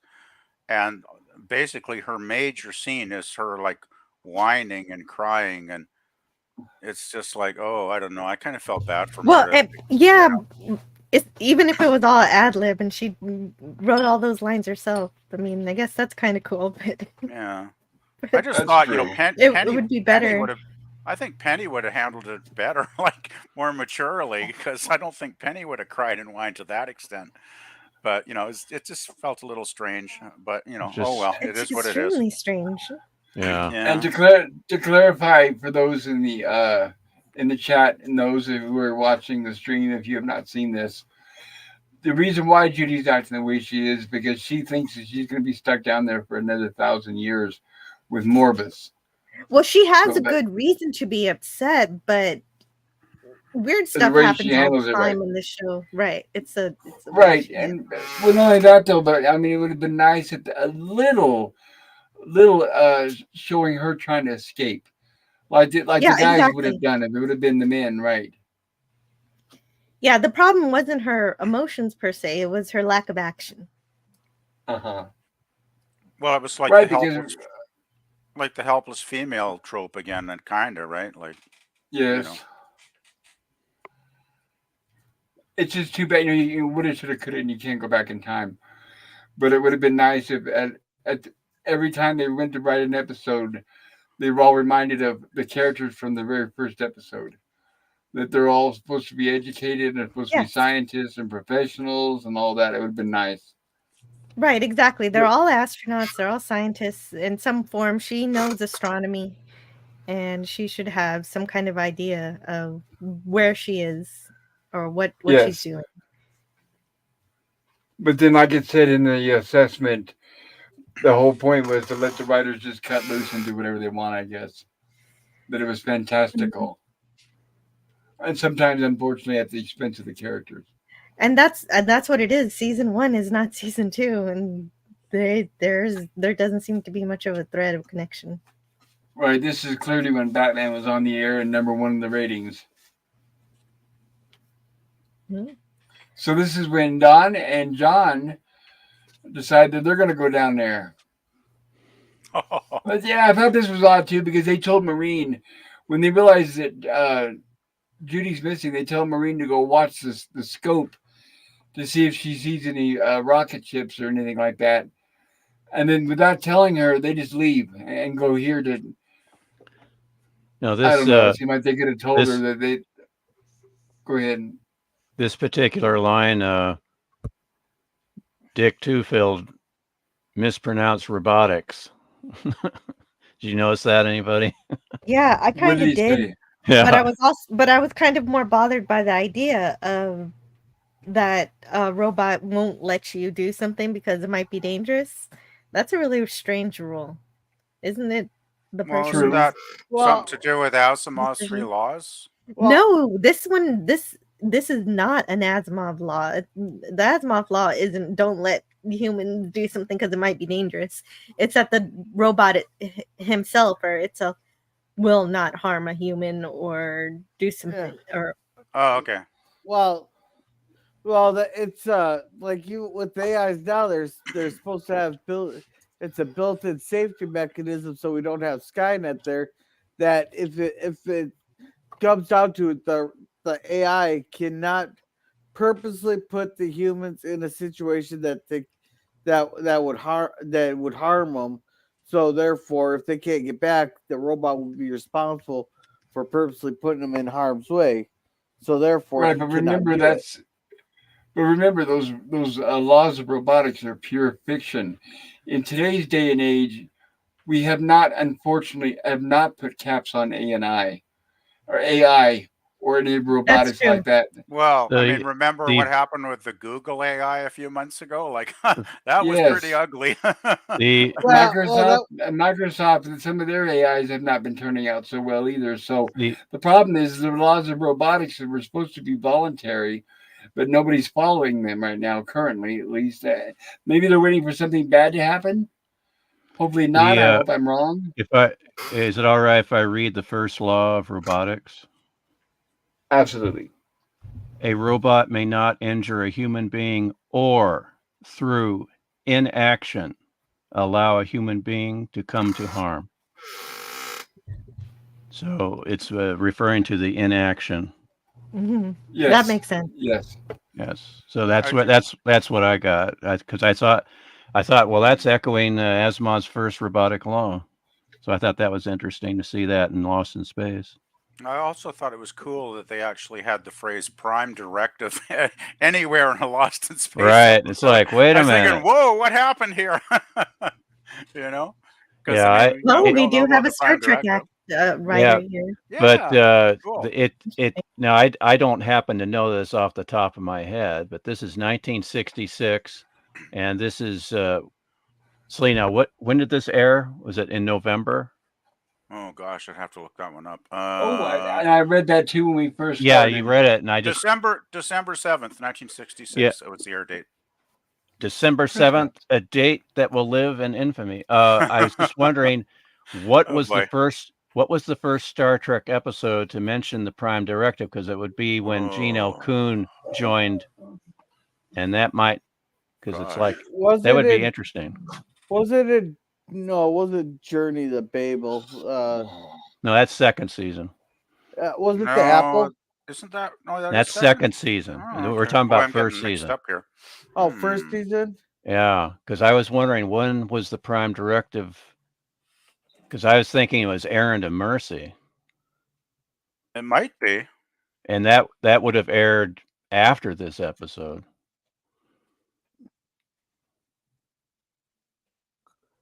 I don't know. Well, That's a like good your question. what date was it this aired on? December In so 7th. many, the concept of the Prime Directive first shows up in Return of the Archons, but they don't say it as such. And but Yeah, I don't know exactly when. yeah, because Return of the Archons and Aaron to Mercy are towards the end of the first season, so that would be after January. And this one aired in December, so that's interesting. Hmm. But the thing is, who knows? Kerry Wilbur also wrote Space Seed, so he may have picked something up in interacting with because Gene L. Kuhn, of course, came on staff before December. He probably was on staff in August of '66. Yeah, it says the first reference was Turn of the Archons. Then I guess it got mentioned again in the second season. The Apple, Piece of the Action, it says, Private Little War. So it was brought up quite a few times. Patterns of Force, Bread and Circuses, Omega Glory. So there were quite a few episodes in the original series. There's no mention of Errand of Mercy. Oh yeah, I think didn't I read Errand of Mercy? I think I mentioned that, didn't I? No, you didn't. Oh, well, maybe they. I mean, I'm just looking up on Wiki to get a quick take on it. So maybe there's an omission there. Yeah, because I'm pretty sure they said something about, but I don't know. I'm just going by memory. So. Yeah, I can't remember. That's the first Klingon one, isn't it? You got it. Yep. Yeah, I forget. I haven't seen that in quite a while. So yeah. Well, I wonder, if there was any cross pollination there between the two shows. Yeah, who knows? That's interesting. That's very interesting. It's funny too. You could tell by the way they're wearing their belts, especially Professor Robinson, that he's wearing his grandpa pants. Look how high the belt is compared to that holster. Grandpa pants. I love and of course, you're mentioning Dr. or Professor John Robinson's belt. Major Don West never gets a belt. Well, he does here. No, that's his holster belt. I'm talking about belt for his pants. Oh, belt. Yeah, you're right. Now, who was disappointed that the dragon head didn't snort smoke at dawn? Yeah, that was. I know. Yeah, I was. I wanted him to snort smoke again. He seemed to be very friendly. I guess he liked Don. He didn't like Dr. Smith. Yeah, he liked Don just had to say "down, boy," and this is just this is just embarrassing to have her, to have her being upset, maybe crying and saying, "I don't want to be trapped here for 1,000 years. I want to be back with my family." Something like that instead of "wah," And then he says, "Try to be a big, brave girl" or something. It's like, huh? Yeah, I'm what? like, what? Yeah. What? Yeah, this is where the episode devolves for me. Essentially, there was a moment like that in season 1 where Will did say those things. I want to be with my family, and he was in a similar kidnapping situation. He didn't do this. Yeah, I mean, maybe Penny in the first season would be kind of upset like that, but I don't know. I still don't really buy it, even Penny with Penny. Like 13 or something. Right? So it's like 23. Yeah. I mean, maybe if you had an 8-year-old or something, I don't know, but yeah. I just felt bad for Marta. I found it a little bit embarrassing as well watching that scene. Yeah. I mean, it's nice she had something more to do, but yeah, I just wish it had been higher quality, right? Yeah. And here's Dr. Smith looking ridiculous. He doesn't have a lot to do with this episode. And if you guys have noticed too, that once Don and Professor Robinson appeared here in Hades, Professor Robinson disappears for a good chunk of the episode. Yeah, he goes stage right, and Don goes stage left. Yeah. Okay. Now, Dr. Smith did. Now here's some more trivia, everybody. Now, could you hold it on this? Yeah. Now this is interesting because it's 20th Century Fox that produces the show, and here we have the mutant from Universal's 1955 sci-fi epic This Island Earth, and the headpiece is from that mutant. From that movie, and then the hands are Creature from the Black Lagoon hands. So another bit of Universal stuff. So I thought that's interesting. Yeah, I They- picked up on that two-stone rocket right away. Yeah. I was like, hey, cool. Yeah, of awesome. course, in this island Earth, they don't pronounce it mutant; they pronounce it mutant. Okay. And this particular design, this headpiece, the mutant in this island Earth, was a discarded design for the xenomorph in Universal's earlier production from 1953. It came from outer space, Really? Okay. which I was never knew that. which was the first of what for Universal Studios? PvP. Oh gosh, you got me. It was Universal's first production in 3D. Okay, I never knew much about 3D. I never really followed that. What? It was a bit before my time. It was I'm basically mainly shocked. 50s, right? Yeah, it's before my time, but I know about it. We never got 3D movies in my local theater, though. It's because I Never. know a lot about nothing. Well, that's. No, I wouldn't say that. Come on. No, I'm just It's always kidding. fun to know It's trivia stuff. just a little something I've picked up over the years. Well, we pick up a lot of things over the years. That's one good thing about getting older. Well, Yeah. yeah, that is some really cool information. But we do make a lot of jokes about these aliens or these monsters coming in for a hug, but it turns out that is really the objective of this one. Yes, this was definitely, and they even clarified that he's totally harmless. Well, that's Well, what Mobus says, right? But after they leave, he does. I don't know if he wants to cuddle in the later scene a minute later. He helps to keep down the vermin, and of course, Smith is Yeah. part of the vermin. That was another Yeah. good line referring to Smith. Yeah. Well, He well, just the seems guy, kind of lonely. Yeah. the one guy said, he's harmless. He's just here to keep down the vermin. He goes, and that's what Donnie goes. What about Dr. Smith? He goes, the point exactly. There is some good writing in this episode. The I man's gotta an give it that. idiot. He thinks I'm the devil, and this is Hades. Well, Yep. that's the thing. There's a lot of really good lines in this episode, so that's why I'm struggling with my final rating still. Yeah. Well, the main actor here, he's fun. He's the best thing about the episode, but everything Yeah. else is just kind of goofball. But Yeah. Well, I think he's the best antagonist we've had in the last 3 or 4 episodes easily. Yeah. Because yeah. I thought he gave a great performance. Like I really liked him in this. Well, don't set the bar too high there, PvP. No, I'm not saying too high. I just thought he gave a good, solid. I mean, he didn't have much to work with at all, right, as far as dialogue or character development. But I thought he did a good job with what he had. Yeah, No, he's PvP. he's just a naturally good actor, so he's got some screen presence. Yeah. No, PvP, you said he's the best antagonist for the last 3 or 4 episodes. And that's why I just said, yeah, don't set the bar too high. Yeah, well, I know the last few episodes have not been the greatest of the series, that's for sure. But of course, PvP next week we have the Sadicons, and they're really cool. That's 2 weeks from now, though. Sadicon. Oh, I mean 2 weeks from now. Yes, yes, ladies and gentlemen, 2 weeks from now, another exciting episode of Pop Culture Curators Lost in Space reviews. There's some great episodes coming up, I think fairly soon, actually, in season 2 that I really enjoy. So I'm looking forward to those. The next one is The Wreck of the Robot. Oh, I love that one. Yeah, see, I told you. Yeah. I knew that was one of your favorites. Oh, yeah, I love because you mentioned that before, and don't forget Journey Through the Robot. That one's pretty cool too. Yeah, it's been a while since I've seen that. I don't remember that one as well. I remember the next one better, but I always like robot stuff, though. That's cool. Robot centric. Yes, exactly. How unusual was it for Lost in Space to mention political movements? Pretty rare, I thought. Well, it goes along with the analogy of Satan getting kicked out of heaven, but this is obviously he's not that, but that's the parallel.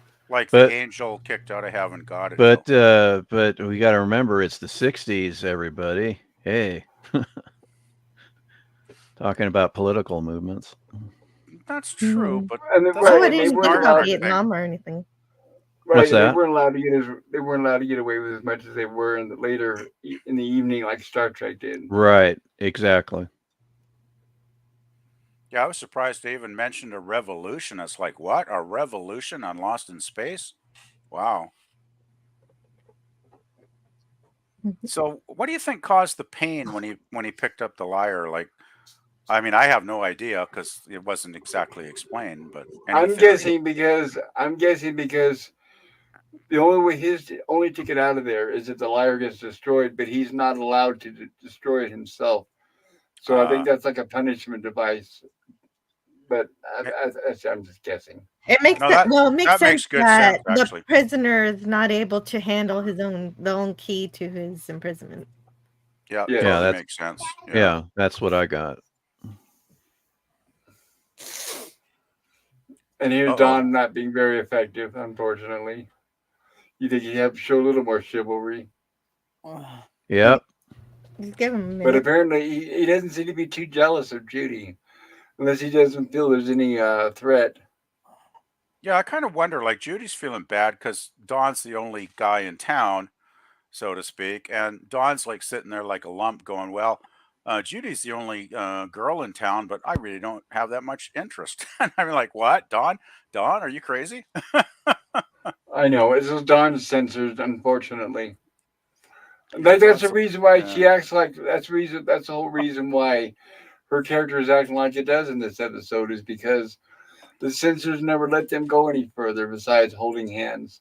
And True. sometimes they're not even allowed to do that. Yeah, it was Yeah. ridiculous how they handled that. Yeah, you think a little mild, affection occasionally wouldn't make a Yeah. Right, big no deal. holding hands, no mom and dad kissing, none of that stuff. Yeah. Well, Yeah. actually, d- this kind of makes me upset as much as Judy having a tantrum is. First of all, of course, because he doesn't show any feelings for Judy, except for that he's mad and he's gonna fight. Because that's kind of like another. So you got stereotypes for both the ladies and the gentleman here. It's just like, Yes, oh, yes. I only know anger, or I only know how to cry, and it's very elementary. It's Yes, very exactly. sexist, really, towards both sexes. You got But that right. at least the woman's not getting excited by it. That's one thing. That's one trope I don't like. Is when the woman eggs it on because she likes to see two men competing over her. Yeah. I'm glad they don't Not, do that. yeah. Not the Yeah, kind of lady I'd want to hang out with. that's a good point, Pop. That It's is a like it good would have point. would have made it intolerable here. Oh yeah, that would have been way worse. That's a good point. I didn't even think about that. Yeah, it didn't quite go down to that level, eh, Jill? Yeah, but there you go. It could have been worse. This is kind of a fun fight scene, though, because Dawn is like, Dawn, you're not going to win this, right? Right, a one-sided fight scene that is. He tries, Yeah. but unfortunately, Morbius keeps disappearing before he can land a punch. It's pretty Morbius. much, yeah, played for comedy, basically. I'm sure Yeah, right. Mark Goddard was happy just to have just like Judy have a little bit happy to have a little bit larger role in this one. Well, it's nice to see Professor Robinson get a few scenes, too, even though he disappears for a while here. Wherever he is, wherever he is. Yeah, wandering about. Just like Dr. Smith, when you think about it, this is actually a fairly reduced role for Jonathan Harris. Yeah, he Just kind like of disappears. with the episode Cousin, right? Just like the episode Cousin Smith, he's got a smaller, reduced role in this. It's Oh, I more of don't a mind. comedic kind of That it definitely entry is. in the beginning. He mostly just So here- kickstarts the episode. So by fighting, they accidentally destroy the lyre, which opens the door, which reveals to us that apparently this is Morbius' chance to escape. And they ask him, "How do we get out of here? Where do we go?" And he said, "Just follow me," which they don't really do, but I guess they do because Well, we there's don't see kind Well, them of, they go again the wrong after. yeah. way. Yeah. Well, it's kind of like the Right. place starts to disintegrate, and they go into like Star Trek mode where they're banging against the walls, trying to stand up, and then they go the wrong way. Yeah, so go figure that one, right? Right. Well, it's okay Just- because the magic boom transporter sends them back home. I did like Yes. the part though where he said that Judy was the one that could finally destroy the key because she was a good person, she was a kind person, she was an honest person. I kind of like that bit, when he says that, right? Because obviously he's been dealing with people like Smith for too long. If you're, if you're not a good person, then they don't have the power to destroy the key, because the only way you can destroy the key is with goodness, right? Not selfishness. So I like that. I like that part. Yeah, that kind of reminded me of the very first book of Harry Potter, where you could only get the Philosopher's Stone if you didn't want to use And it here- for any purpose. And here's Judy's. There's no place like home. Oh, sorry. Her no place like home moment, I should say. Well, I guess Mhm. thinking she might have been a prisoner for 1,000 years maybe kind of changed her mindset. You think? Right, we don't get Penny here, but at least we do get to see Maureen. Yeah. And we get to see definitely Smith's stunt double in a tree. But Yes. what was it? Yes, absolutely. Oh, here we go. This was great at the next week's little preamble here. Right, here we go for our cliffhanger for next week. So we have Dr. Smith, Will, and the robot bowling. So apparently they were able to design their own bowling balls, and Will's got the pink one. Notice he has no problem with his sexuality in here. So That's right. Oh my goodness. So I guess they had to mine their own ore to construct these bowling balls. Maybe they just brought them from Earth, like, because they figured they'd land on a No, planet and go they below got rid of all their sports equipment when they blasted off of Exactly. pre-planet. Wow. No, The robot But now manufactured it's them. magically reappeared. no. What happened is it's just another item that magically appeared that they continue touching when they probably should be asking why is it there. Maybe it was made by leprechauns. It was magically delicious. Okay, that's a stupid joke. I admit it. Well, it's fine. It was just St. Patrick's Day, so you're okay. Oh, yeah, gee, good thing. I do love the robot, though, setting up the pins. That was hilarious. Because I'm thinking, okay, with those claws, he's going to set up the pins that precisely. It's like, okay, I'll go with that. And another cartoony type moment for I'll be Jill right back. here. Right, Jill? Yes. Of course. Well, Well, I'm just expecting it now. what I'm wondering I'm Yeah. is, getting used to it. it was a pink bowling ball, and then the one that comes back with the fuse is a black bowling ball, and neither Smith, Will, or the robot notice there's any difference. Well, they At know least there's not they know you there's know. danger and they Well, the run. robot does, yeah. Right. No, But they're Well, running away. no, They yeah. all know. Yeah, you're right. But like PvP said, it's not until it reaches them that they run away. They kind of Well, their response is really delayed. well, yeah, but how are you going to generate suspense if you don't delay that response? Fair enough. Fair enough. Right. Yeah, Just yeah. like how Dr. Smith doesn't run away from the very, very slowly approaching monster. Right. Yeah, it's you guys both make good points. It's just, it's a little too obvious. It's what they're trying to manipulate all of us. Well, it seems like they do that quite often. Yeah, a little too often. It's Yeah. like we're not falling for it. By the way, did you think Will had borrowed Penny's bowling ball there? Because, I could see Penny having a pink bowling ball. Very good. Well, that's possible. That's Well, I very don't think Dr. possible. Smith would have a pink bowling ball. Or Even though maybe he Will wanted to borrow it. doesn't subscribe to the gender normative. Okay, pink and blue. it's Will's bowling ball then. Okay, forgive me. I'm being sexist. No, I don't know. No, I'm just joking, dude. It's really odd that they just didn't have two normally dark bowling balls. Yeah. And one heavier than the other, and that's that. It's just kinda silly. weird, yeah. I don't know. Well, all that matters is that even though Will has the pink bowling ball, he creams Dr. Smith 5 times in a row. Well, the actual word was slaughter. He slaughtered Dr. Smith. I'm like, whoa, that's pretty tough talk there, Will. He's not wrong.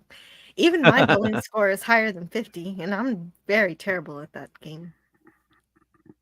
Yeah, I haven't bowled in decades. Boy, so. I haven't bowled in a long time, but yeah, I 50 would have been Yeah, I think you even get 50 just from throwing it down the gutter or something. it's Oh, like good. even as a kid, I got higher than 50. So it's like, Yeah, I was always inconsistent. I'd end up with plenty of gutter balls, but every once in a while I'd throw it right down the middle and get a strike, which kind of blew my mind, but I was capable of it occasionally. But yeah, I was never going to be a great bowler, that's for sure. I did once in my bowling career, haha. As a kid, I did get a split, and I was able to knock both pins over. Oh, that's pretty rare. Wow, Yeah. nice. Yeah, I had this weird quirk that, and my father noticed it when I would release the ball when I was a kid. I would twist my wrist as I released it, and it would put a spin on the ball. And my dad noticed I was doing that, and he says, "Well," he goes, "Aim on the right side of the alley. Aim between the second and third spots when you release the ball." And when I did that, it would hit the sweet spot more often than not. And so when I had a split, I just kind of moved my aim to the left-hand side Mm. of the Oh, spots there. man. And Yeah, I did this, I did the spin, and it caught that 10 pin and knocked it over to get the 7 pin. So it's So Oh, very cool. you it had was a like, and it's natural like talent. when I tried to do it again later, many years later, as an adult, gutter ball. Oh boy. well, at least it happened. I'm not very good at picking up spares like that, so that's pretty cool. Okay, so I'm gonna go around like we usually do and get the reviews for everybody. But before we do that, as a reminder, everyone, if you're watching, if you haven't done so yet, please consider voting in the chat. There is a poll there. Let us know what you think about this episode or our review of this episode. And then all I'm going to do is I'm going to let each person on the panel here give us their thoughts, share with us their channel information or anything they'd like to share, and then we'll cover the results of the poll and I'll show that to everybody. So if it's okay, I'd like to start with Gorilla's random thoughts. What say you, sir? What did you think of this episode? I don't know. I'm kind of all over the board with this. Like, it was all right. It had an interesting premise, but yet there's a few places there where I was falling asleep to it. So I don't know Well, I'm how. sorry to hear that. It just seems like some parts dragged and all that. And some parts were, it's pretty good there. I guess the actor wasn't too bad. He had some charm to him.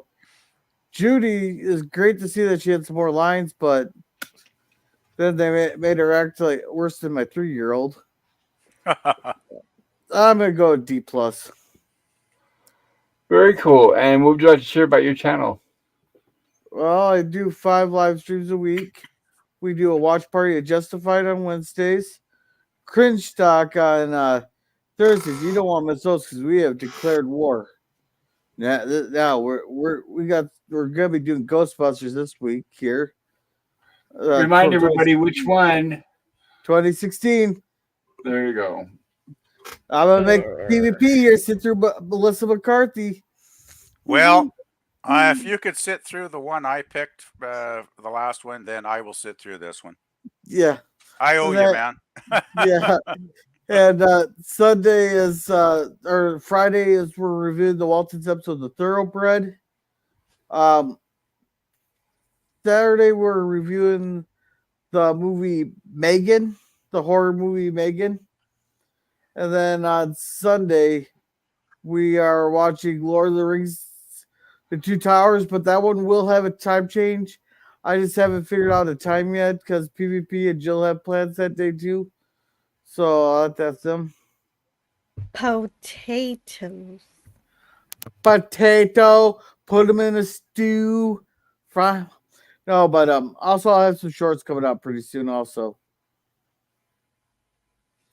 Very cool. I appreciate that, Gorilla. Thank you. And thank you for giving us your review. no problem. Okay. How about you, Stone Racket? What say you? What would you have to say, share about this episode? I gave this episode a D. It was like I mentioned earlier, it was a little too embarrassing to see, especially Marta Kristen go through what she had to go through in her performance, or what she was told to do, act like a little child throwing a tantrum. Right. And but there were things that I liked in it. The main actor, is it Gerald Moore? Is that right?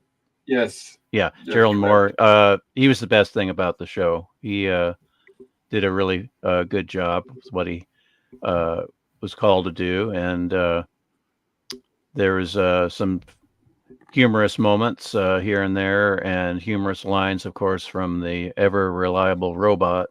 But then there was also distressing things that happened to the robot. So Yeah. Poor yeah, robot. poor guy. And but yeah, I just overall just a D for this one. Very cool. Anything you'd like to share about your channel? I have no channel, but I like to hang out on your channel, Pop, as well as Jill's channel, talking All right. Well, about we appreciate that. sci-fi and all these things that we love. We appreciate you being here, sir. Well, We love thank your you. company. Thank you for having me. PvP, how about you? What would you say? Well, What I would you say struggled about with this? this one, as I mentioned a few times earlier in the stream. Um, I thought this was the best one we've got in about 3 or 4 episodes now, because there was like this probably the previous 2 or 3. I think I gave this the D range because I really didn't care for much of anything in those. So this one had more going for it. Um, Top thing, I guess, as Stone Rocket mentioned, I really enjoyed the guest star. I thought he was really solid. He had a very magnetic performance, great screen present. Gerald Moore, I guess it is. Um, so I really liked his performance. He didn't have much to work with because I mean the character was not well developed. The dialogue, well, did have some good one-liners though, so that gave him something to work with.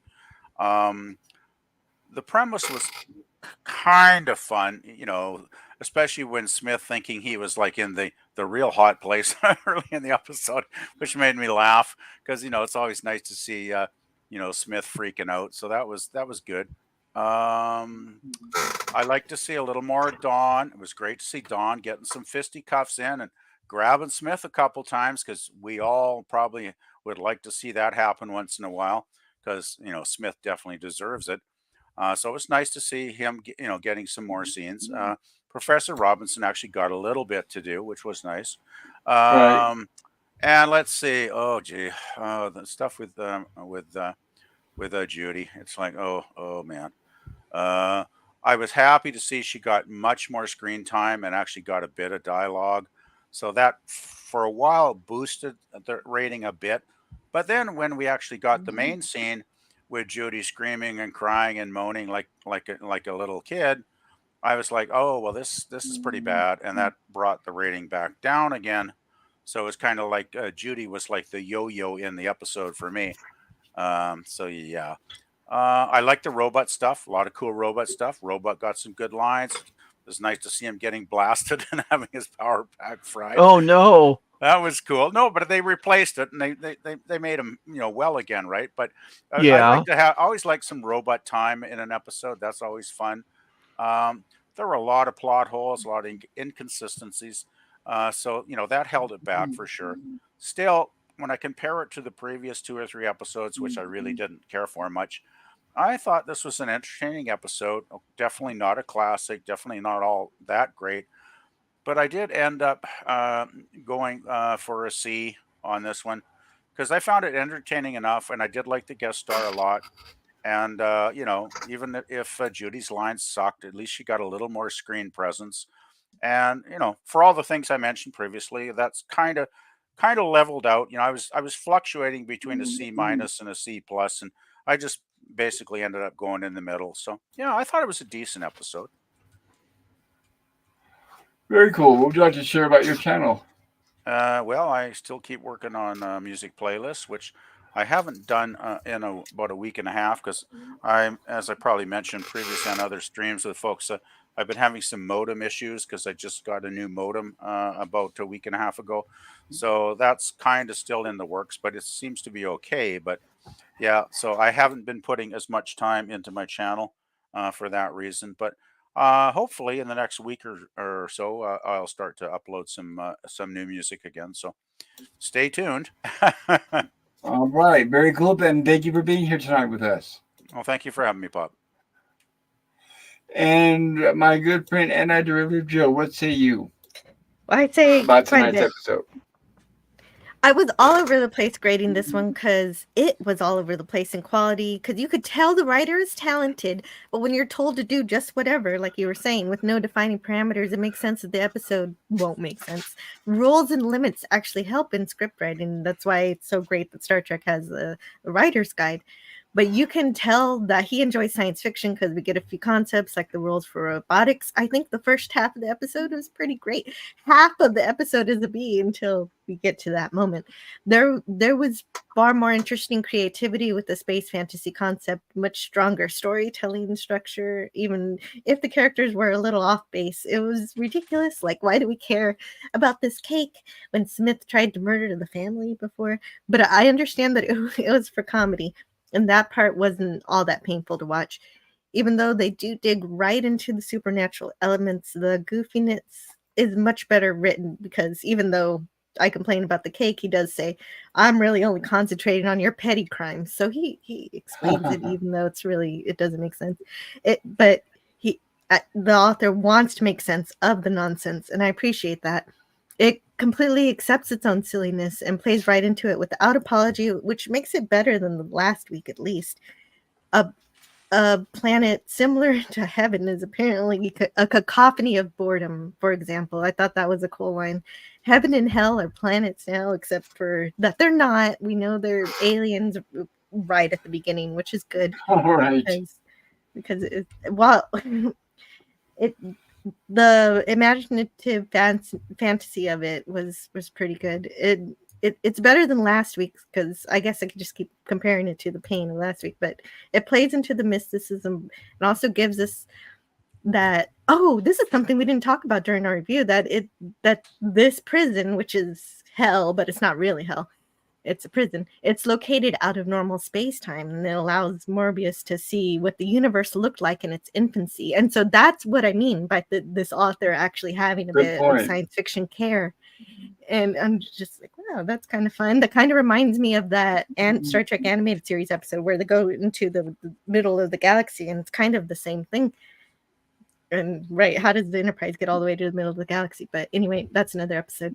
We never find out really what any of this means, but it has those vague science fantasy concepts. So I kind of go. I want to give this one a B because using the harp travel through the dimensions, having a temporal playback history machine, are just the kind of wild devices I look forward to when I watch Lost in Space. But I can't give it a B because I even love the dragon statue because they got to make do with what they got. Yes. But then it devolves straight down to sexism for both men and women for no reason. And because it was really good that Judy's featured in this episode, and they wouldn't have tried to solve their problems. I don't think that she would try to solve her problems by crying like this. It doesn't make Judy look like a sad woman. It makes her completely insane. Do you remember the episode of Star Trek, Whom Gods Destroy? She's basically having a tantrum very similar to Garth, except way more crying and less punching. And so, good point. Yeah. So, but he's supposed to look insane. Judy is supposed to be a scientist and an astronaut and not be insane.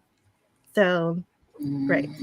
Anyway, I wouldn't mind if she had tears trying to figure out a way out, just like we said during the review. So that is what made me start hating. Asleep? Yeah, that's I'm fine. sorry. Is somebody that's asleep? Fine. That's okay. Somebody is asleep. Sorry. Not me. Not me. Great, Jill. I keep finding, well, this is the part where I was kind of almost loving the episode, and this is the part where I start to hate it. because she's acting more like she's 5 instead of 25. And geez, I do love the aspect of the monster really just going in for a hug. And Do you like my picture? I love your picture. It's so beautiful. I'm sorry. You can keep it if you want. I do want to.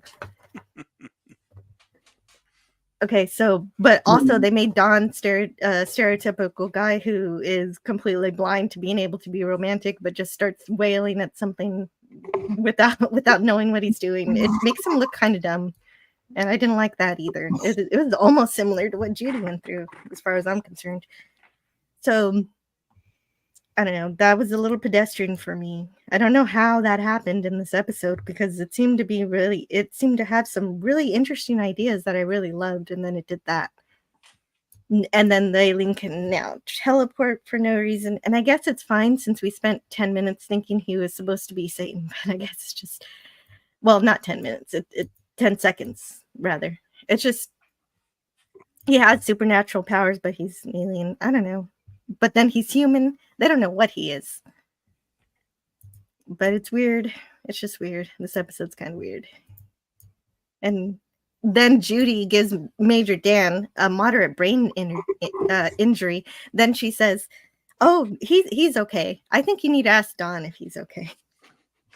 Right. Get the robot to scan him for a concussion. Right, exactly. And then the only saving grace is that it finally breaks the harp. So now Judy is an accessory to freeing a criminal dressed up like Satan named Morbus. So I like how Judy says Don's not hurt when I would ask that question. He looks shaken up. And they weren't trying... I think the problem with the tantrum and Don acting out is that they weren't trying to portray sexism, but pure nature. So this is the pure nature of these people who are innocent people. But it just, I could see what he was trying to do, but it just doesn't work for me. And so I'm able to give it a C- because I do like that he tried to bring some sci-fi elements into it. So I know, right? Dennis Hot Topic said, so this was a good episode. There was lots of good stuff. It's just that last 15 minutes that really kills it. That was the last half an hour. All right. And tell us about your Is channel, that where Jill. does she start crying at the halfway point? Well, I'm not Yeah, sure if exactly so, which then you're point. I right. didn't notice. Yeah, Gorilla's right. Whatever point she starts crying is when the episode goes downhill for me. And so, yes, my channel is Antiderivative Jill. I like to explore science fiction like this. And tomorrow I'll be talking about Star Trek, the original series, the infamous episode, The Way to Eden. So get your my favorite. Get your harps ready to go for this one. Oh, Jill, can I send you a review? Brother. Can I send you a review for you to play before you on your thing there? Oh, for sure. Yes, if you would like to send me a review, a recording. Okay. Yes, you may. And that's all I've got. And I'm not sure what I'm doing for Friday yet, actually. So we'll put a pin in that.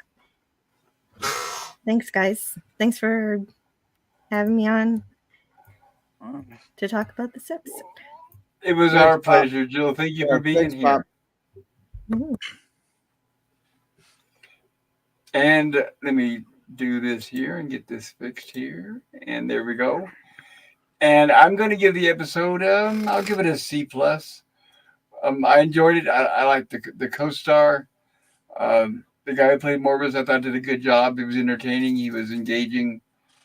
I agree with everything all you guys said about Marta Kristen's portrayal of Judy, that it was sexist and, obviously, and especially in today's day and age, looking at it through modern eyes compared to the 60s, obviously it stands out even more. But of course, remember the show was written for the whole family, or you could say children as well. They wanted to include everybody. But I like, even though he was not in the episode very much, I really like Jonathan Harris's humor in this. I thought he was very funny. Even when he's not in an entire episode, he still stands out. And I think that that's a lot of that is credit to his writing and his additions to his character in the script. But I appreciate it. I found it entertaining. I know. I'm sorry, don't mean to repeat myself. But yeah, like I said, I give it a C plus. And as far as my stream is concerned, tomorrow night we're going to be back with the Revenge of Frankenstein on our horror sci-fi stream. That'll be at 6 p.m. Mountain Time tomorrow. Wednesday we'll be back at 7 p.m. Mountain Time with 2 more episodes of Gilligan's Island from season 3. Next Saturday we'll be back at 6 p.m. Mountain Time with another edition of Rumblings from the Lab, and then an additional edition of Rumblings from the Lab a week from tonight. That'll be at 6 p.m. Mountain Time as well. And now what I'm going to do is I'll remind everybody, don't leave quite yet. I'm going to share the results of the poll, and then we're going to show the trailer for next week's episode. Gorilla, would you like to help me finish up the chat before we go? Before I show as I get the poll ready to go. Yeah, let me scroll back down. Oh, shoot. Where am I at? Geek says the robot dropped a dime on Dr. Smith. And Sci-Fi here says December 7th, the date that will live in infamy. Hey, that's what I said. And Boomer says Biotint. I watched this Island Earth a bit ago. And Geek says no place like home. Wrong, Judy. Welcome, DJ Play Nice. Welcome. He says, gotta roll out. Y'all be safe, have fun, take care. All right. Thank you for stopping by, DJ. Good to see you. Yeah. Night, DJ. Yeah, and Scurvy here says, Stone Racket makes a spare in bowling. It says, how do you like them apples? Geek says, I once did a split while bowling, and I didn't mention the pins.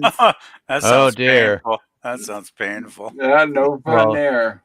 God, I have a video I should show you, but I can't show you a pop stream there because of copyright. But there was a funny video of the situation wasn't funny. This is very, very dark humor, where the girl went to go bowling and she went past the line and slipped, and then all of a sudden it did a cut to a doll and played some.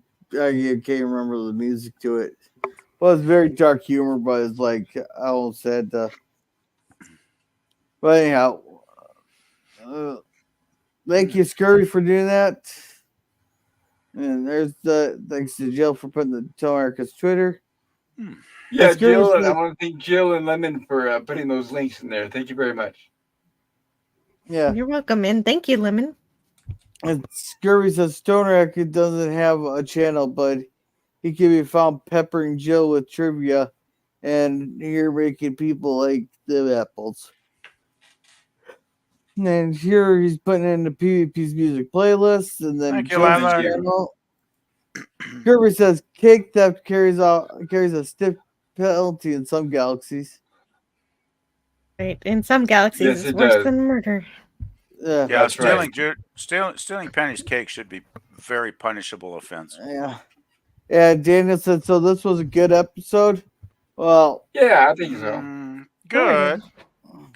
I'd say middling, but yeah, I'd say I had a good time. I enjoyed it. It had great potential, and then it threw it in the dumpster and set it on fire.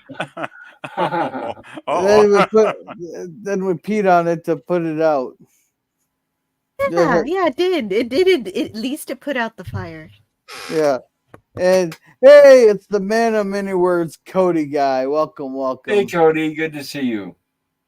And Taylor Swift gives us a bunch of pancakes. Taylor says, oh no, LOL. And hey, Scotty.